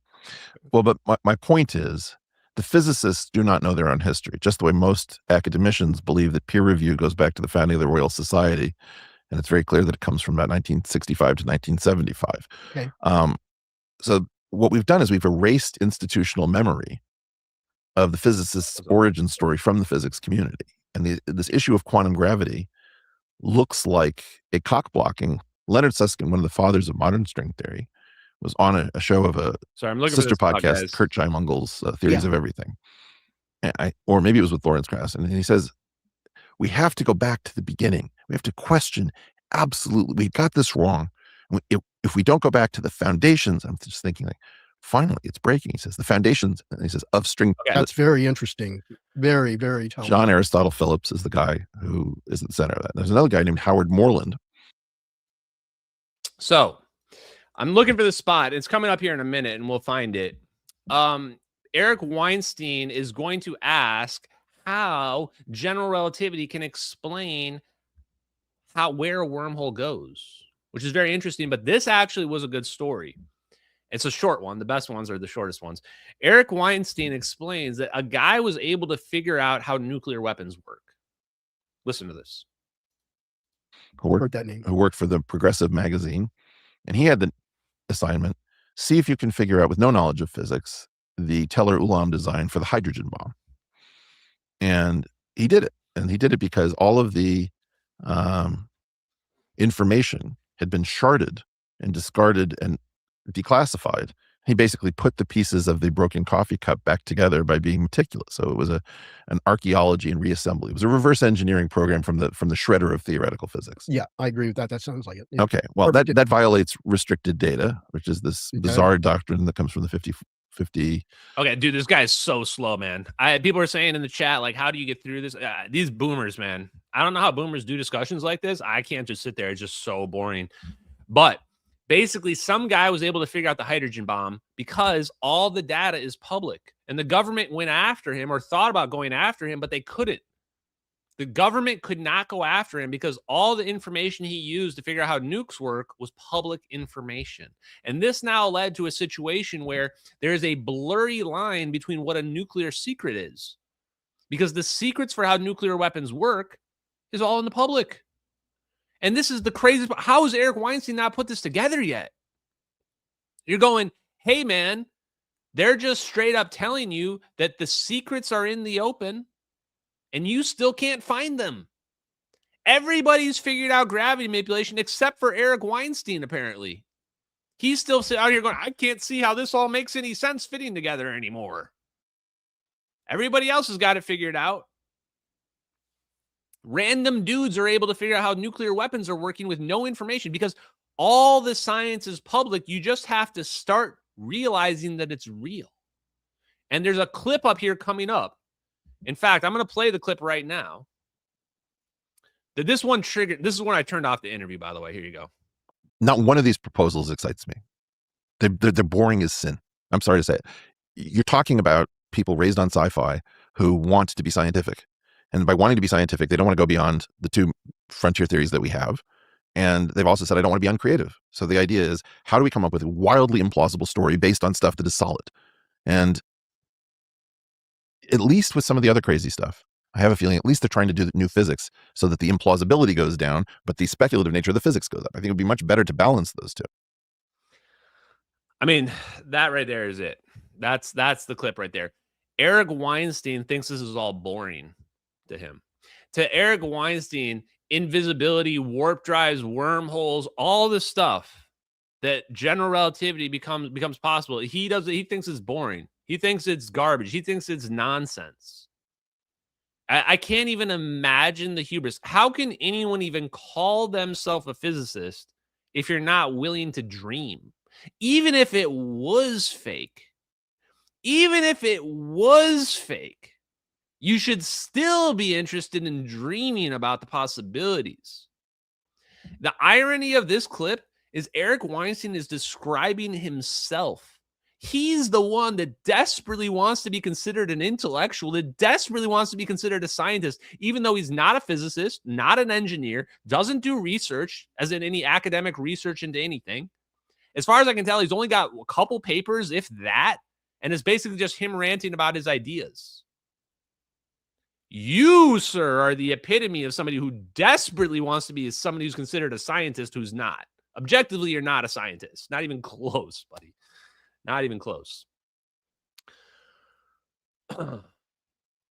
So let's go back to this, because there's a good point that he brings up here. This is not going to just be all shitting on Eric Weinstein. He deserves all of this, by the way. None of this is unfair to him. He didn't come prepared for this. He doesn't really actually present any physics arguments for why any of this is not plausible. His main argument is essentially, this is boring and I don't like this and I think this is all pseudoscience.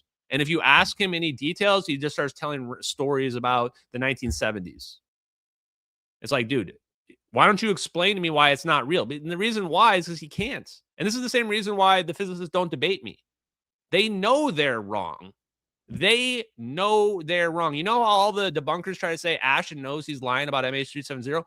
The physicists know they're wrong, and they know they'll get destroyed in the debate. They know that wormholes are a mathematical solution to general relativity. How do you argue against that? If I say, hey, wormholes are a mathematical solution to general relativity, what can they say? General relativity is fake? Math doesn't work? There's no counter argument. The debate's over right then and there. I don't see them, so therefore I don't believe. Okay, well, you don't see gravity either, but it's still there. You feel it. Let's skip ahead here. 120. Okay, where's the thing about coordinate system? I was trying to find it. That's very interesting. So like a little detective search. I mean, my point is that this is the bottleneck. And in the current vogue of saying, that the lone genius theory is wrong, then that wouldn't work. But the lone genius theory is clearly right. I mean, it's just obviously right. It's a psyop to say it isn't. So my claim is, I know a great deal of those people, like personally. Okay. I see no indication Whatever, let's play this that out. they know about any such program. And the only exception I can find is that there's one black hole that you go into and you don't come out of called Renaissance Technologies that hires in these exact specialties. And this is what I'm talking about. Eric Weinstein just makes shit up. He just literally makes shit up all the time. So here's Eric Weinstein, again, pretending, making information up that he doesn't have, objectively doesn't have. And he's saying, I know all the top people. This is literally what he's saying in this. I skip past. He's going, I know all the top people. And if they really knew about this physics, I would be getting told about it. That's what Eric Weinstein's saying. And he's going, but you know what? There is one black hole that I don't know about called Renaissance Technologies. Dude, shut the fuck up and stop making shit up. You're not in the know. No one's going to break national security to tell Eric Weinstein how physics works. No, you're not that important, buddy. Not even remotely close to that important. So he just makes some shit up here and says, oh, well, it's not possible. They could be hiding all this, except for in this one secret thing that I'm making up right now that nobody's ever heard about. Can you go ahead and clip this? It's got a level of profitability that doesn't really make sense based on what I know about markets.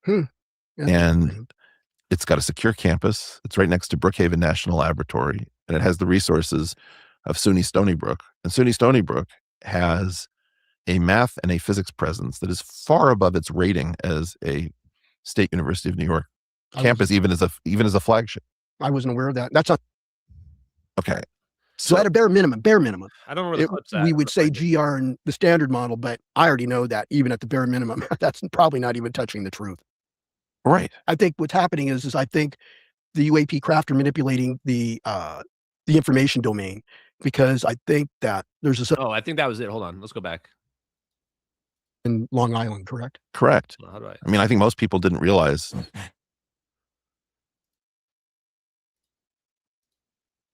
Dude, my thing's all messed up. What is going on here? Okay. So at a bare minimum, we would say GR in the standard model, but I already know that even at the bare minimum, that's probably not even touching the truth.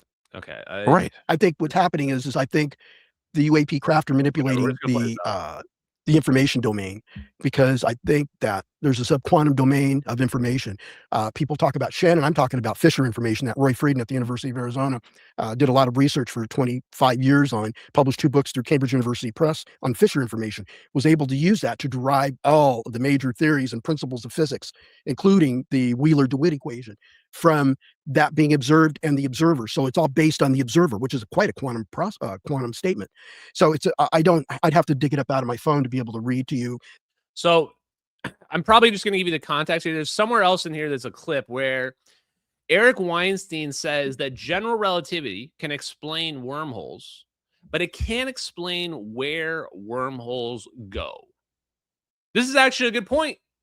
Good point for Eric Weinstein. You are right. General relativity just tells us we can bend space-time if we have enough mass, which could lead to a black hole or wormhole, etc. But it doesn't tell us how we go from one point over here to another point over here. People were asking, saying, Ashton, will you address this in your live stream tonight? Yes, here you go. That does require some additional, I don't know if it would require new physics, but it requires a different type of physics. That's where ER equals EPR comes into play. Wormhole only tells us that we can make a bridge. That's all. Just tells us about the geometry of our space-time. What it doesn't tell us is how do we actually teleport from one spot to the other? How do we actually engineer that? This is what the MH370 videos tell us. Now, they don't show us where the plane is going, but we do get clues about how the process works. The orbs spin around the plane perfectly vertical as the plane flies, just like this. And right before they teleport. And what this would indicate is they're directing where they're teleporting the plane to. If the orientation did not matter, the orbs could just spin on any axis around the plane. And they could just teleport away and reappear wherever they want. But it may use a coordinate system. And this would require an extra dimension. Why? Adaptive optics. We have to know the reference point between two locations. And the problem is, when we look from here to really far away, there's atmosphere in the way. Light gets blurred. So the question you would say is, Ashton, if I want to shoot a laser beam to teleport something from over here to over here, the problem is I can't see because all this air is blurring my signal, especially over a really, really long distance. Adaptive optics. Adaptive optics we use to remove the distortion of the atmosphere. How do we do that? We use a laser. What they do, they shoot a laser beam down on the ground, for example, or up in the sky, depending on if your telescope's looking up or down. And what we do is we can tell the blurriness of that laser and reverse engineer the blurriness away. You say, Ashton, what? Yeah, that's exactly how it works. They literally use a laser and they go, oh, that's how much blurriness there is. And then they just correct for that in the image. Boom. Solves the problem. So what this means is there must be some kind of universal coordinate system where you can tell that this location is this related to this location. And the only way in my mind that's possible, there must be objects in both locations, like orbs spinning around. Now, I don't know what those objects are. Maybe the anchor doesn't need to be 3 orbs. Maybe it's just 1 orb, like Ashton 4 orbs. But the secret that we were able to reverse engineer from the MH370 videos is teleportation requires an anchor. It requires the orbs in one location and the orbs in another. It's a warp gate. So if you do connect it to science fiction, the type of teleportation we are seeing is akin to a warp gate, except for the warp gate's not stationary. The warp gate is 3 orbs spinning around your plane. Now, lastly, and I don't know the exact physical mechanism, but I have speculated that it is a form of quantum tunneling. What this would mean is it's a functionally equivalent to the double slit experiment. When we shoot our electrons through our slits, we get an interference pattern that tells us we don't know where the electron is. That's like the same thing they're doing with the plane. For a brief second, we don't know where the plane is. It's now a waveform that can be in multiple locations. And then we do a measurement, and this causes the plane, all those other locations, to collapse down onto the one true location where the plane now exists. This seems insane. This seems impossible. However, this is real quantum mechanics at the macroscopic level. And the reason why no one will debate is because they know it's real quantum mechanics. They know these are real physical phenomena that have been experimentally proven. We just haven't scaled it up publicly yet. So that is your answer for the coordinate system. Now, I'll take it one step further, and I believe what's really happening is they're basically doing a 4-wave mixing. Look this up. Look up nonlinear 4-wave mixing. What you do is you can cause 3 waves or multiple waves to combine in a medium, and then they will shoot a new wave in a direction that you want them to go in a completely different direction. So you can imagine your 3 orbs spinning around your plane, causing a new wave backwards, causing the plane to get sucked backwards. So when it appears out the other way, it's just flying over here again. That's the answer for what they're doing to the plane. Ash and Forbes, BTW is not suicidal. I just want to make sure you know that. Okay. So Fisher information, I totally got sidetracked. When he mentions Fisher information, this is crazy because I just played this clip of Eric Davis talking about Fisher information. In fact, I think I have it. I'll just play it. That way I don't have to talk. Eric Davis. Wait, what did I call it? Shit, I don't even know what I called it, chat. Okay, well, I have to go find it, actually. So, Fisher information is this idea that everything is just information. That if you really boil it down, everything is just information. And this goes to the holographic principle, this idea that if you were to store all the information about the black hole, you could store all of it on the boundary condition, on the edge of the black hole. The volume, the information increases by the surface area, not by the volume. And this is very weird. You would think if I have a ball of stuff, the amount of information should be the total volume of the ball, everything on the inside. But the amount of stuff is just the surface. That's it. Almost like there's nothing on the inside at all. And this would imply that our reality may be more akin to a simulation, more akin to a video game, where now things that we see in a video game become possible because everything we think of as real is just information. So if this is just information over here, this information can be moved from over here to over here, even though it seems like it's a physical thing.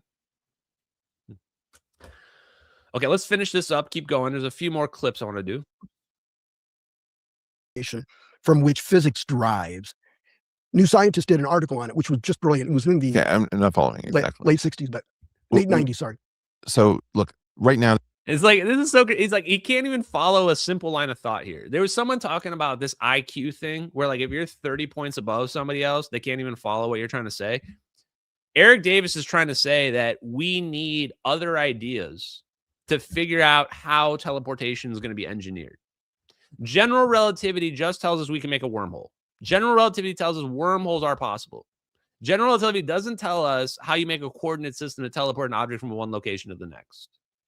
And this is what Eric Davis is trying to get to. He's like going, hey, ER equals EPR. Quantum entanglement might tell us some secrets here. And Eric Weinstein is going, I can't follow this. This doesn't make any sense to me.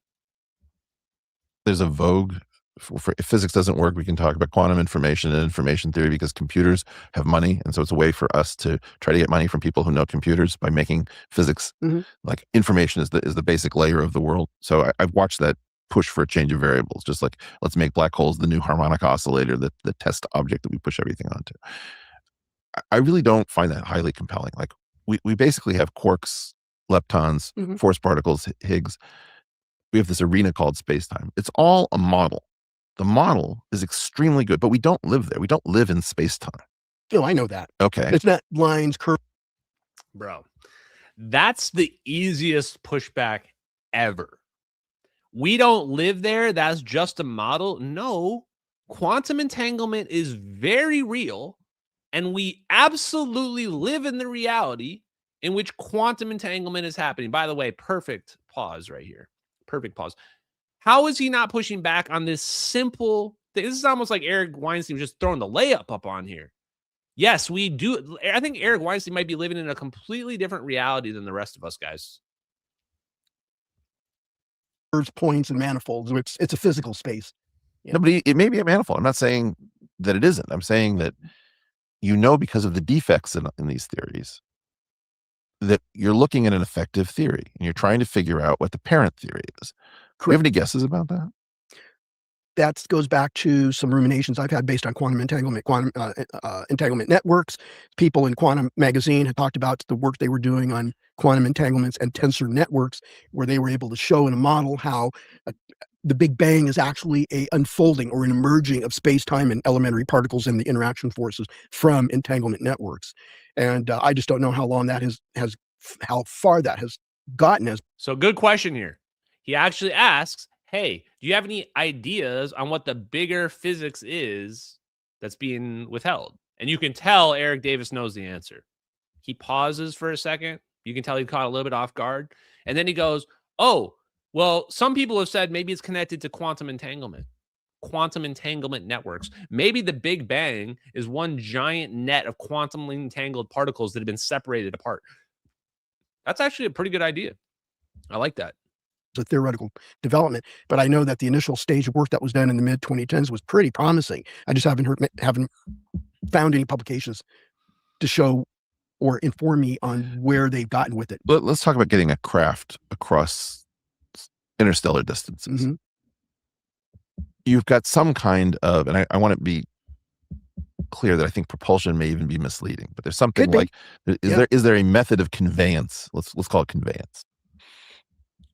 Second of all, there's an energy requirement. Of course. And what I'm looking at, I hate to interrupt you, but what I'm looking at is something that bypasses GR, because GR is difficult to use. Well, let's talk about that in 1 second. Around that whole energy requirement that shuts down the ability to engineer and build wormholes or warp drives. We've got to come up with something that gets out of that whole GR. You're grooved towards this toolkit that's pushed in front of us, right? Like, entanglement is a real thing, but we talk about it, in my opinion, sometimes too much. I think another thing like that is black holes, wormholes. Again, real things, but at some level, we don't know whether the black hole in the sky and the black hole in the model are the same black hole. Yeah. And what? We talk about entanglement too much. And also we talk about black holes and wormholes too much. This is just straight up anti-science garbage at this point. It's just straight up anti-science. I don't know how else to put it. If you think we talk about entanglement too much and it's not relevant or not important, please do not ever study physics. Please don't join the physics community. Please do not get involved whatsoever. We do not want you. We do not need people who are like, this is basically the anti-science Amish version of a physics person. Not interested in superconductivity. Not interested in wormholes or black holes, not interested in quantum entanglement. Bro, you're not interested in physics. Go do something else. Go get involved with something else if you hate physics this much. Like, this is actually crazy. I've never seen a more ignorant person talking about physics in my whole life. This was one of the most embarrassing discussions I've ever seen. And I don't know how Eric Weinstein's not embarrassed by this. I would be. Terrible showing on his part. And Eric Davis should be embarrassed too, because I don't know why he's coming there if he's just not going to answer questions. If he's just going to like acquiesce to every single thing that Eric Weinstein says. It's just a waste of time then. All of these things that we can do lead nowhere, right? We've been around the traffic circle a million times. Oh, dude. Sorry, what? And in case he wasn't retarded enough, he has to dial the retardation up to 20 here. All of these things lead nowhere.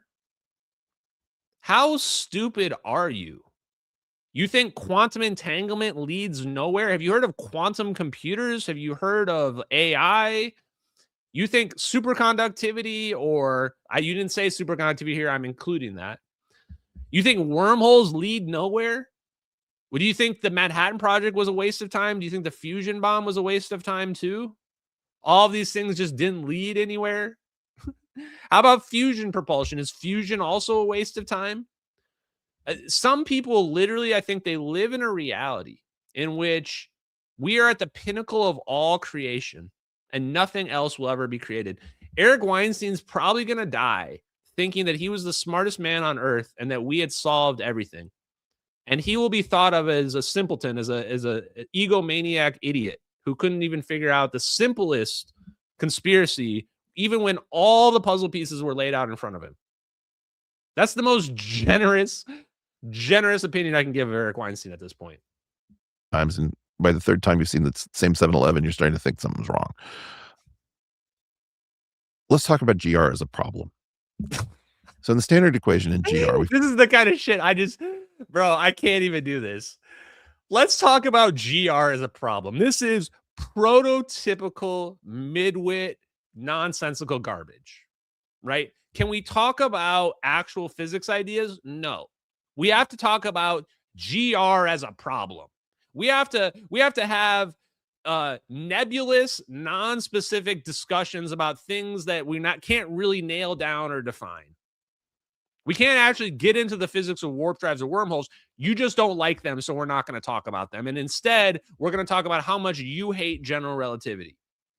It's pretty clear at this point, based on his disdain for general relativity, wormholes, warp drives, black holes, that Eric Weinstein just doesn't like general relativity. That's the real problem here.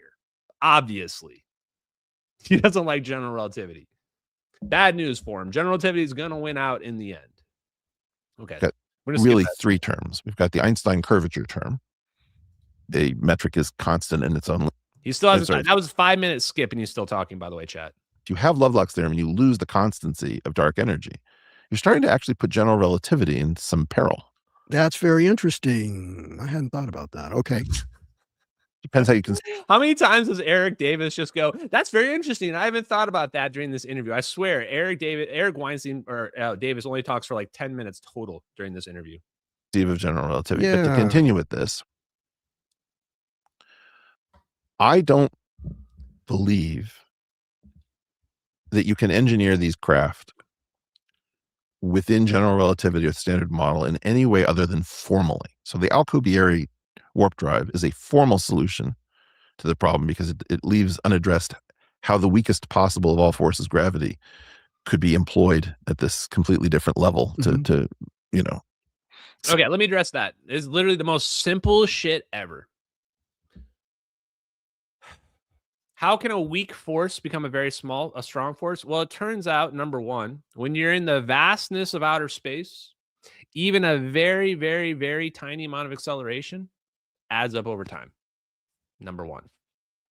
Number two, if you are riding on a wave, if you are biasing your wave, you only need a tiny, tiny, tiny bias. You don't need a big bias. Like I said before, any amount of acceleration is going to take you. It's going to take you away. It's going to add up, especially over those long distances. So this idea that we have to throw away general relativity, there's no way to engineer these ideas. No, the warp drive paper lays it out perfectly. Negative pressure in the front, positive pressure in the back, and you're going to get acceleration. The reason why these people can't wrap their brains around it, like literally cannot conceptualize it, it's because they think space is an empty vacuum. The moment you realize space is filled with energy, you realize that potential that we're going to create, that bias, is a bias in space-time. Reduce the potential here a little bit, increase the potential here. And you say, how do you do that, Ashton? Well, there's this thing called zero-point energy. Ever hear of it? Also, just normal energy will do as well. We can do this with normal energy also. That's it. It's really not complicated. And it's upsetting that Eric Davis doesn't push back yet again, because these are things that I know Eric Davis knows the answer to. No question. If I know the answer to them, Eric Davis knows the answer to them. He's not interested in doing a debate. Sandwich space-time on top of itself. I don't think the generation ships make any sense. 800 years. Oh, I agree with you. Okay.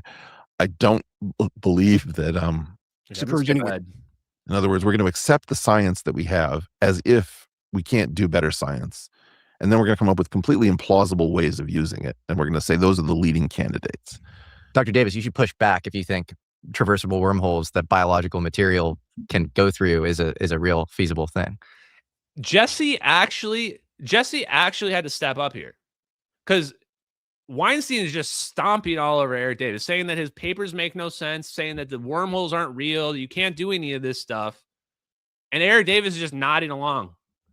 And Jesse has to finally come in and say, like, hey, Eric, you have to push back, man. Like, if you think people can go through wormholes, Eric Weinstein's telling you that's bullshit right now. So now's the time to push back. This is where I'm saying you need to have a moderator debating this, because you're just letting Eric Weinstein go on these rants, and then Eric Davis just nodding along.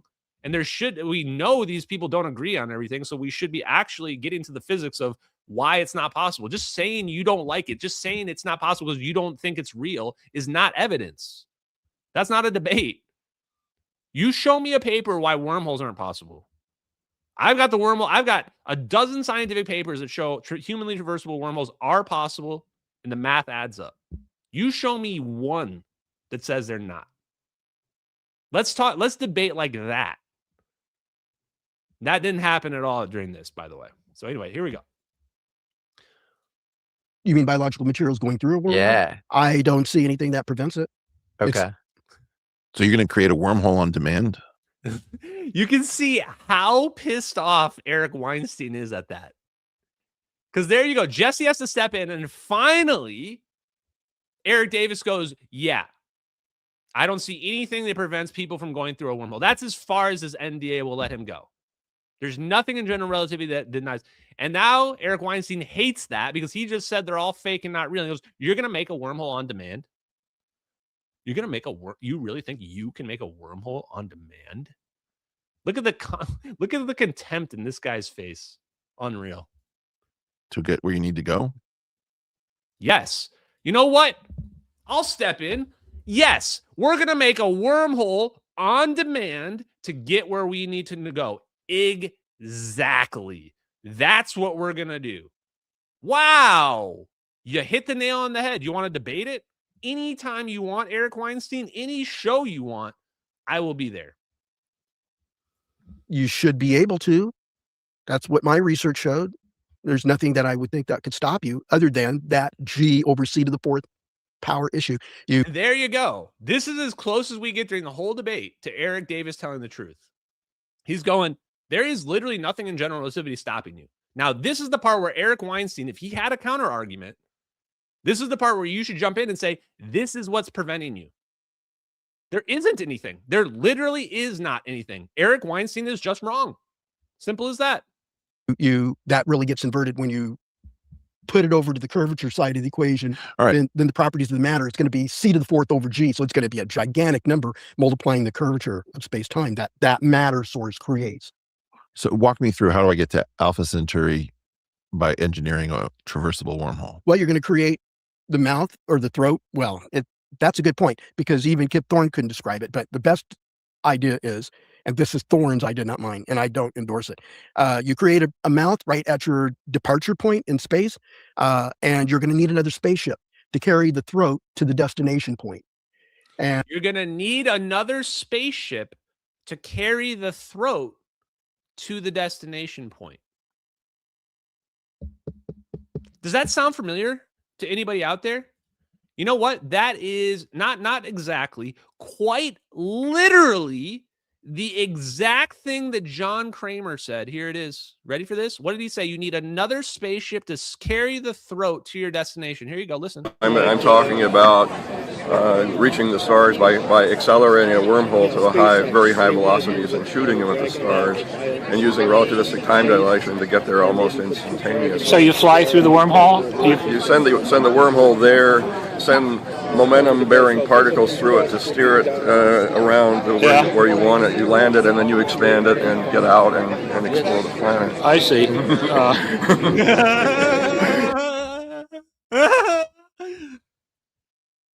Anywhere you want, anytime you want, any podcast you want, I am going to make mincemeat out of Eric Weinstein. Are you kidding me? I got the clips ready to go. You ever hear of John Kramer, Professor Emeritus at University of Washington? Ever hear of him? You want to know the answer to how they teleport something? Well, you just heard Eric Davis say it, and now you just heard John Kramer say it. Oh, did you know John Kramer and Eric Davis worked together on the breakthrough NASA physics propulsion program? Why is Ashton not on the podcast doing the debate? And that's what Kip Thorne came up with. I'm thinking when you're creating the throat, that's where all the physics occurs anyway. It's not at the mouth, the exit entrance mouth, it's in the throat. So when you're creating that throat, that should automatically do the connection, the hyperspace tunnel connection between two distant points, Earth and Sirius, or our star Sol and Sirius as examples, or Earth and Alpha Centauri, one of the planets over there. I just know that it does not give you a recipe for navigating for being able to target your destination. There are no navigational control laws built into general relativity. All you could do is build the wormhole, and you could do the studies of a geodesic that goes through it, representing either a photon or a piece of matter, and you can represent that. It's going to come out the other side. But how you aim it and navigate to another star using it, that's not in general relativity. You can't pull that out. You can't pull that information out unless there's more work that needs to be done that nobody has thought of doing. So, again, but I think you can make a wormhole on demand assuming you have the negative energy density available to shape it. Not one of these proposals excites me.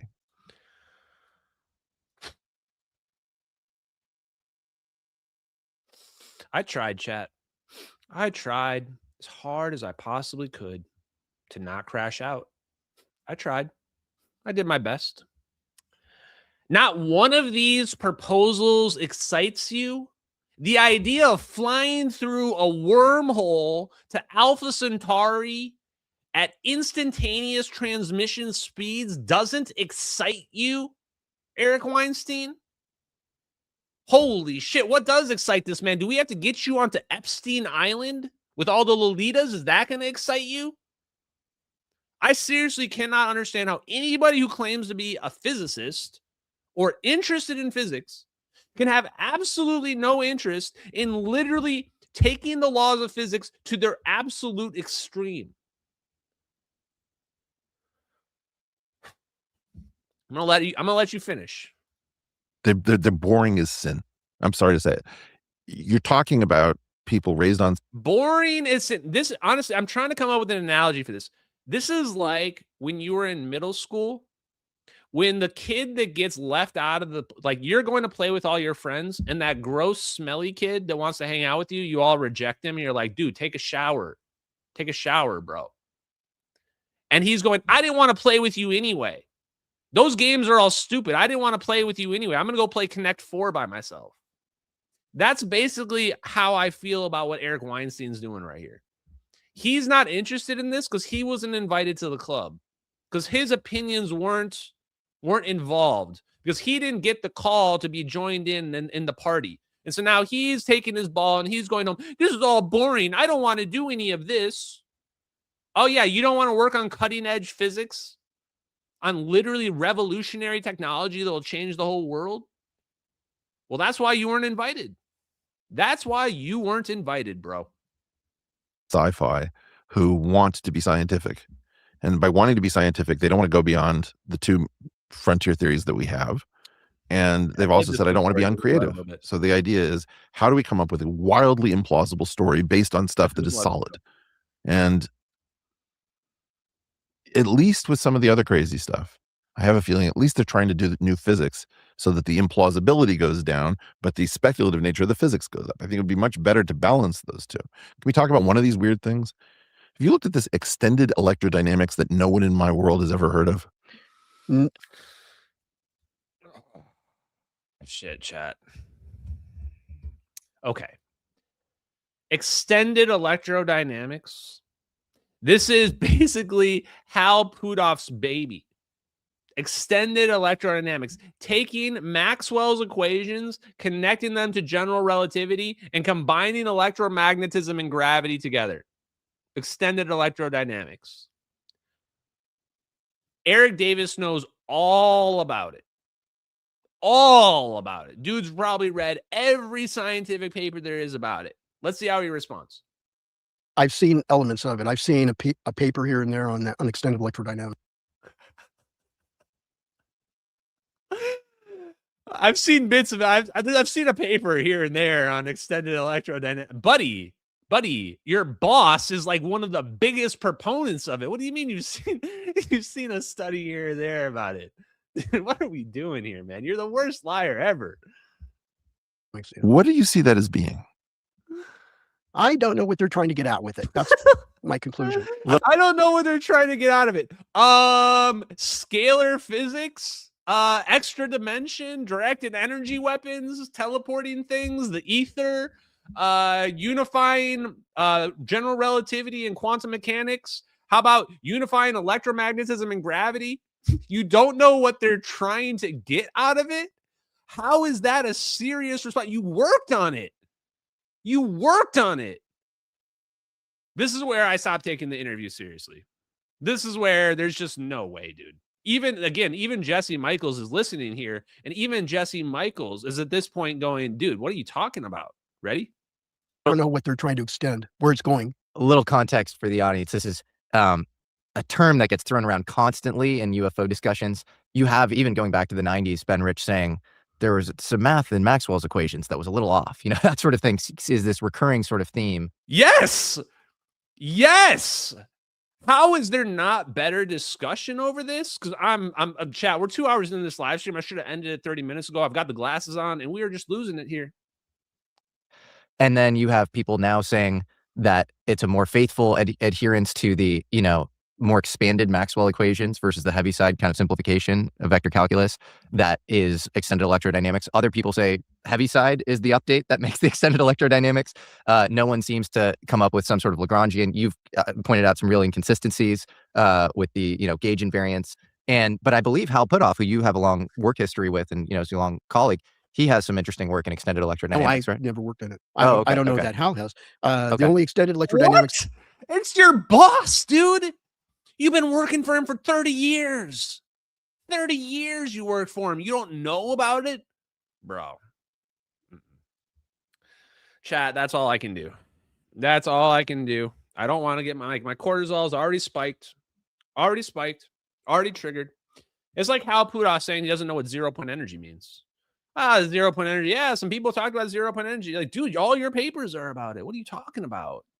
You don't have any ideas of what it's all about? How many dissertations have you written in the form of dirds about this content? So, as you guys can see there, this is the reason why I was disappointed in the interview. Eric Davis seems to be gatekeeping or playing dumb, or I don't know exactly what he's doing, but not really being forthcoming. He's kind of letting Weinstein run all over him, run roughshod over him, because he seems like he's happy with the stuff to be like debunked or whatever, and he doesn't seem to care. My advice would be for the next interview, get somebody that's passionate about it. Get somebody that actually cares, somebody that actually wants to argue. First point of a debate is both sides should actually want to argue the points. If you're not interested in arguing the points, there's no point having a debate. And second thing, let's just get some better moderation in there. Keep the questions going. Honestly, have some pre-canned questions already ready to go so that we can just be shooting them off so we don't get stuck in the story time all the time. Because I feel like you could distill all of that down to like 10 minutes.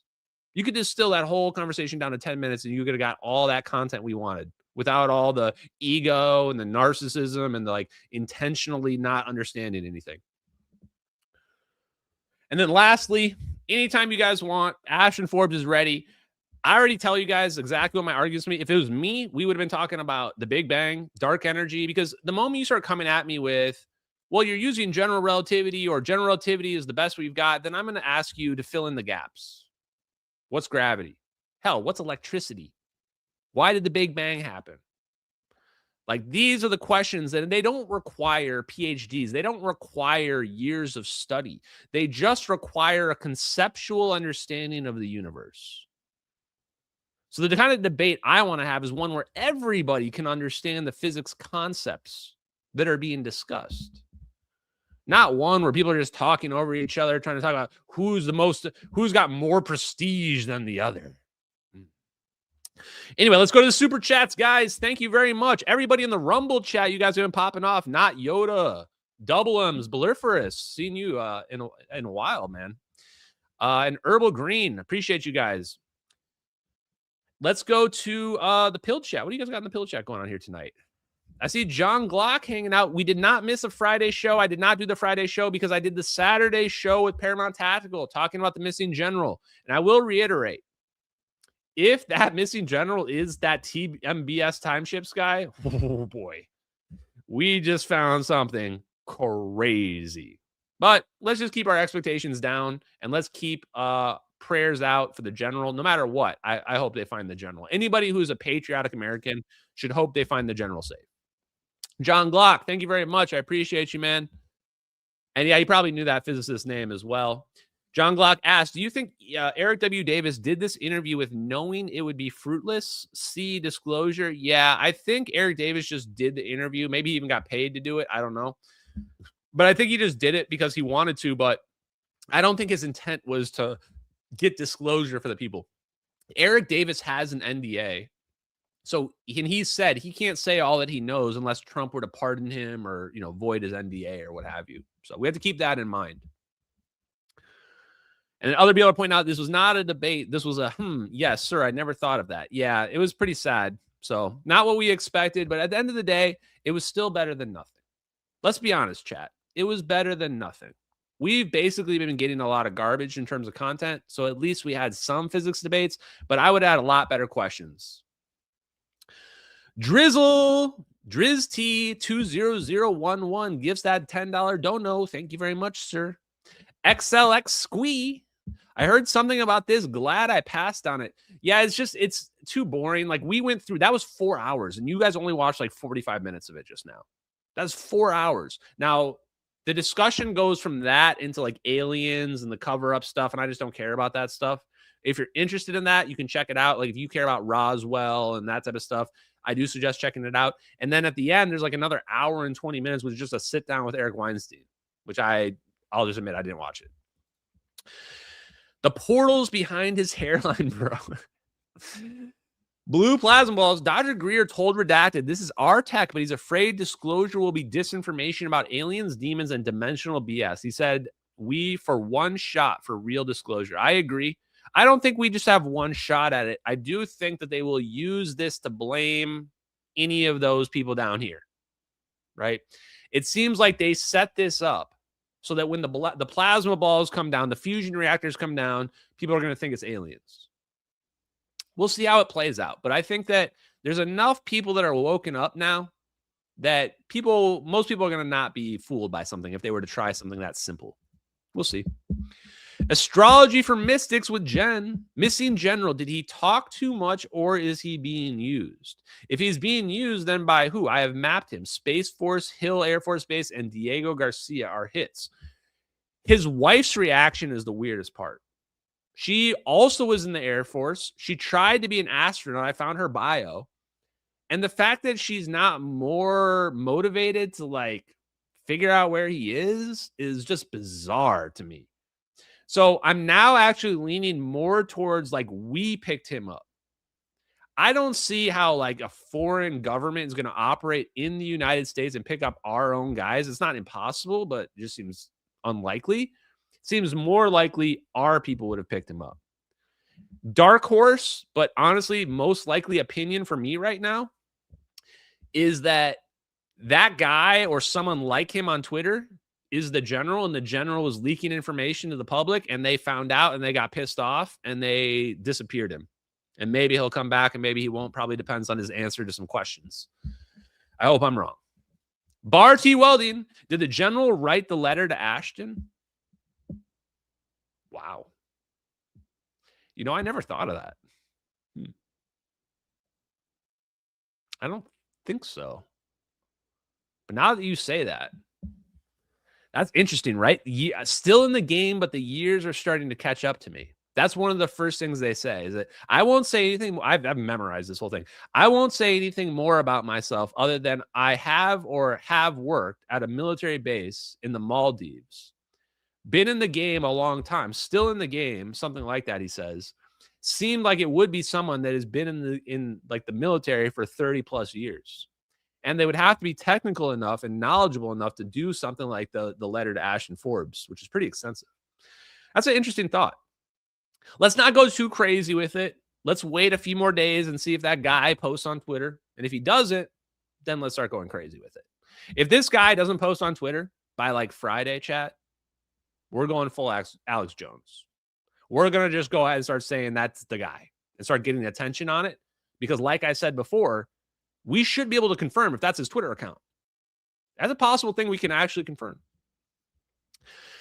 XLX Squee says, no, GR is correct. We just have to look at it differently. That's why he took his UHT, EPR plus Yuan slaps. I took a look at it. Yeah, it's pretty good. And I like the Yuan theory is that, people are now thinking outside the box.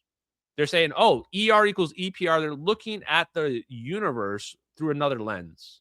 And Eric Weinstein does make another good point and says, we want to simplify things. Everything in physics has gotten so complicated This is why I think about Yuan theory a lot, is that Yuan theory actually simplifies things. It says, let's not add more and more particles and things. Let's make less particles. Let's say everything is just a dipole moment, a positive and minus charge.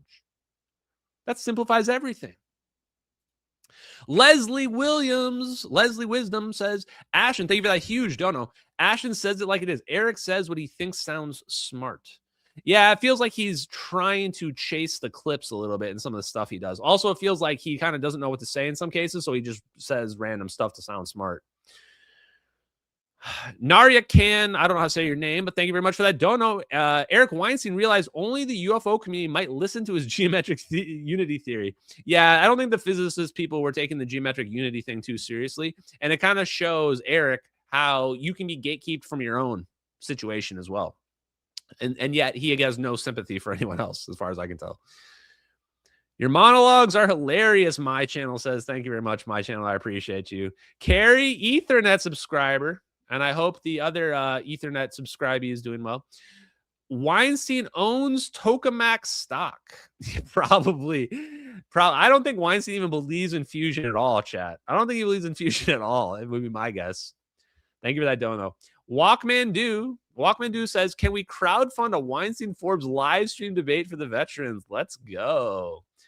Yeah, I wonder if some of these people charge for their appearances. I never charged for a single appearance that I ever did. I did a lot, but I'm also not, I don't know as much clout as someone like Eric Weinstein does. Dominic, nice to see you, Dominic, one of my favorite followers.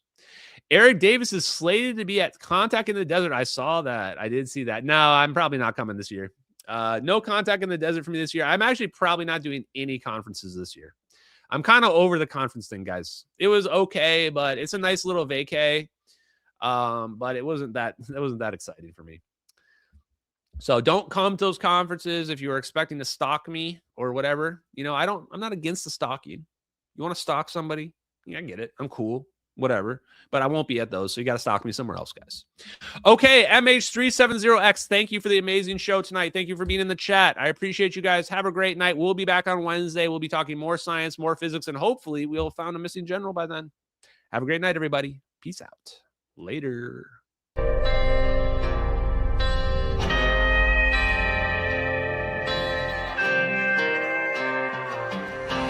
Out in the fields where the skies are wide, talking about a journey through the cosmic ride. Einstein and Thorne, they set the stage for a trip through time across the space age. Wormholes connect distant points in space, traversable paths to a far-off place. No black holes pull, no crushing weight, just a cosmic tunnel to a distant gate. Talking wormholes, stargates, negative energy, travel through the cosmos, it's our destiny. MH370, where did it go? Bowling 777 through a wormhole flow. We're talking wormholes, stargates, negative energy, travel through the cosmos, it's our destiny. MH370, where did it go? Bowling 777 through a wormhole flow.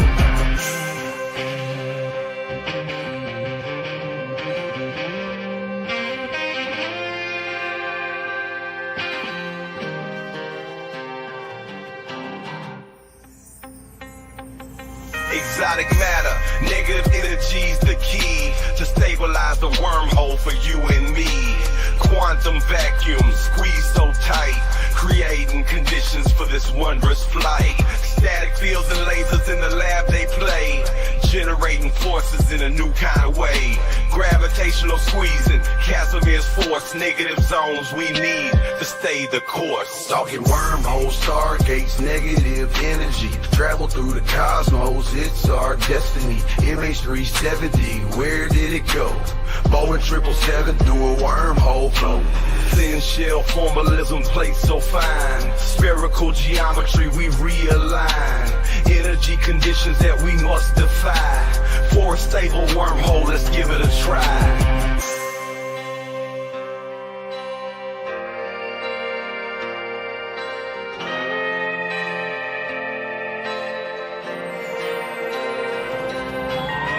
Coulomb forces balancing the plate, creating the throat, open the gates, from Earth to the stars in a single bound.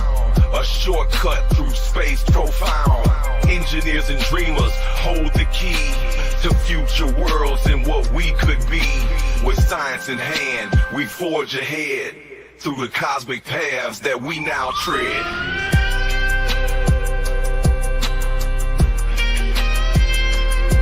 We're talking wormholes, stargates, negative energy, travel through the cosmos, it's our destiny. MH370, where did it go? Boeing 777 through a wormhole flow. From the fields to the stars, we break the chains. Understanding the universe, we make the gains. Lil Hula Crunk shines, bringing truth to light.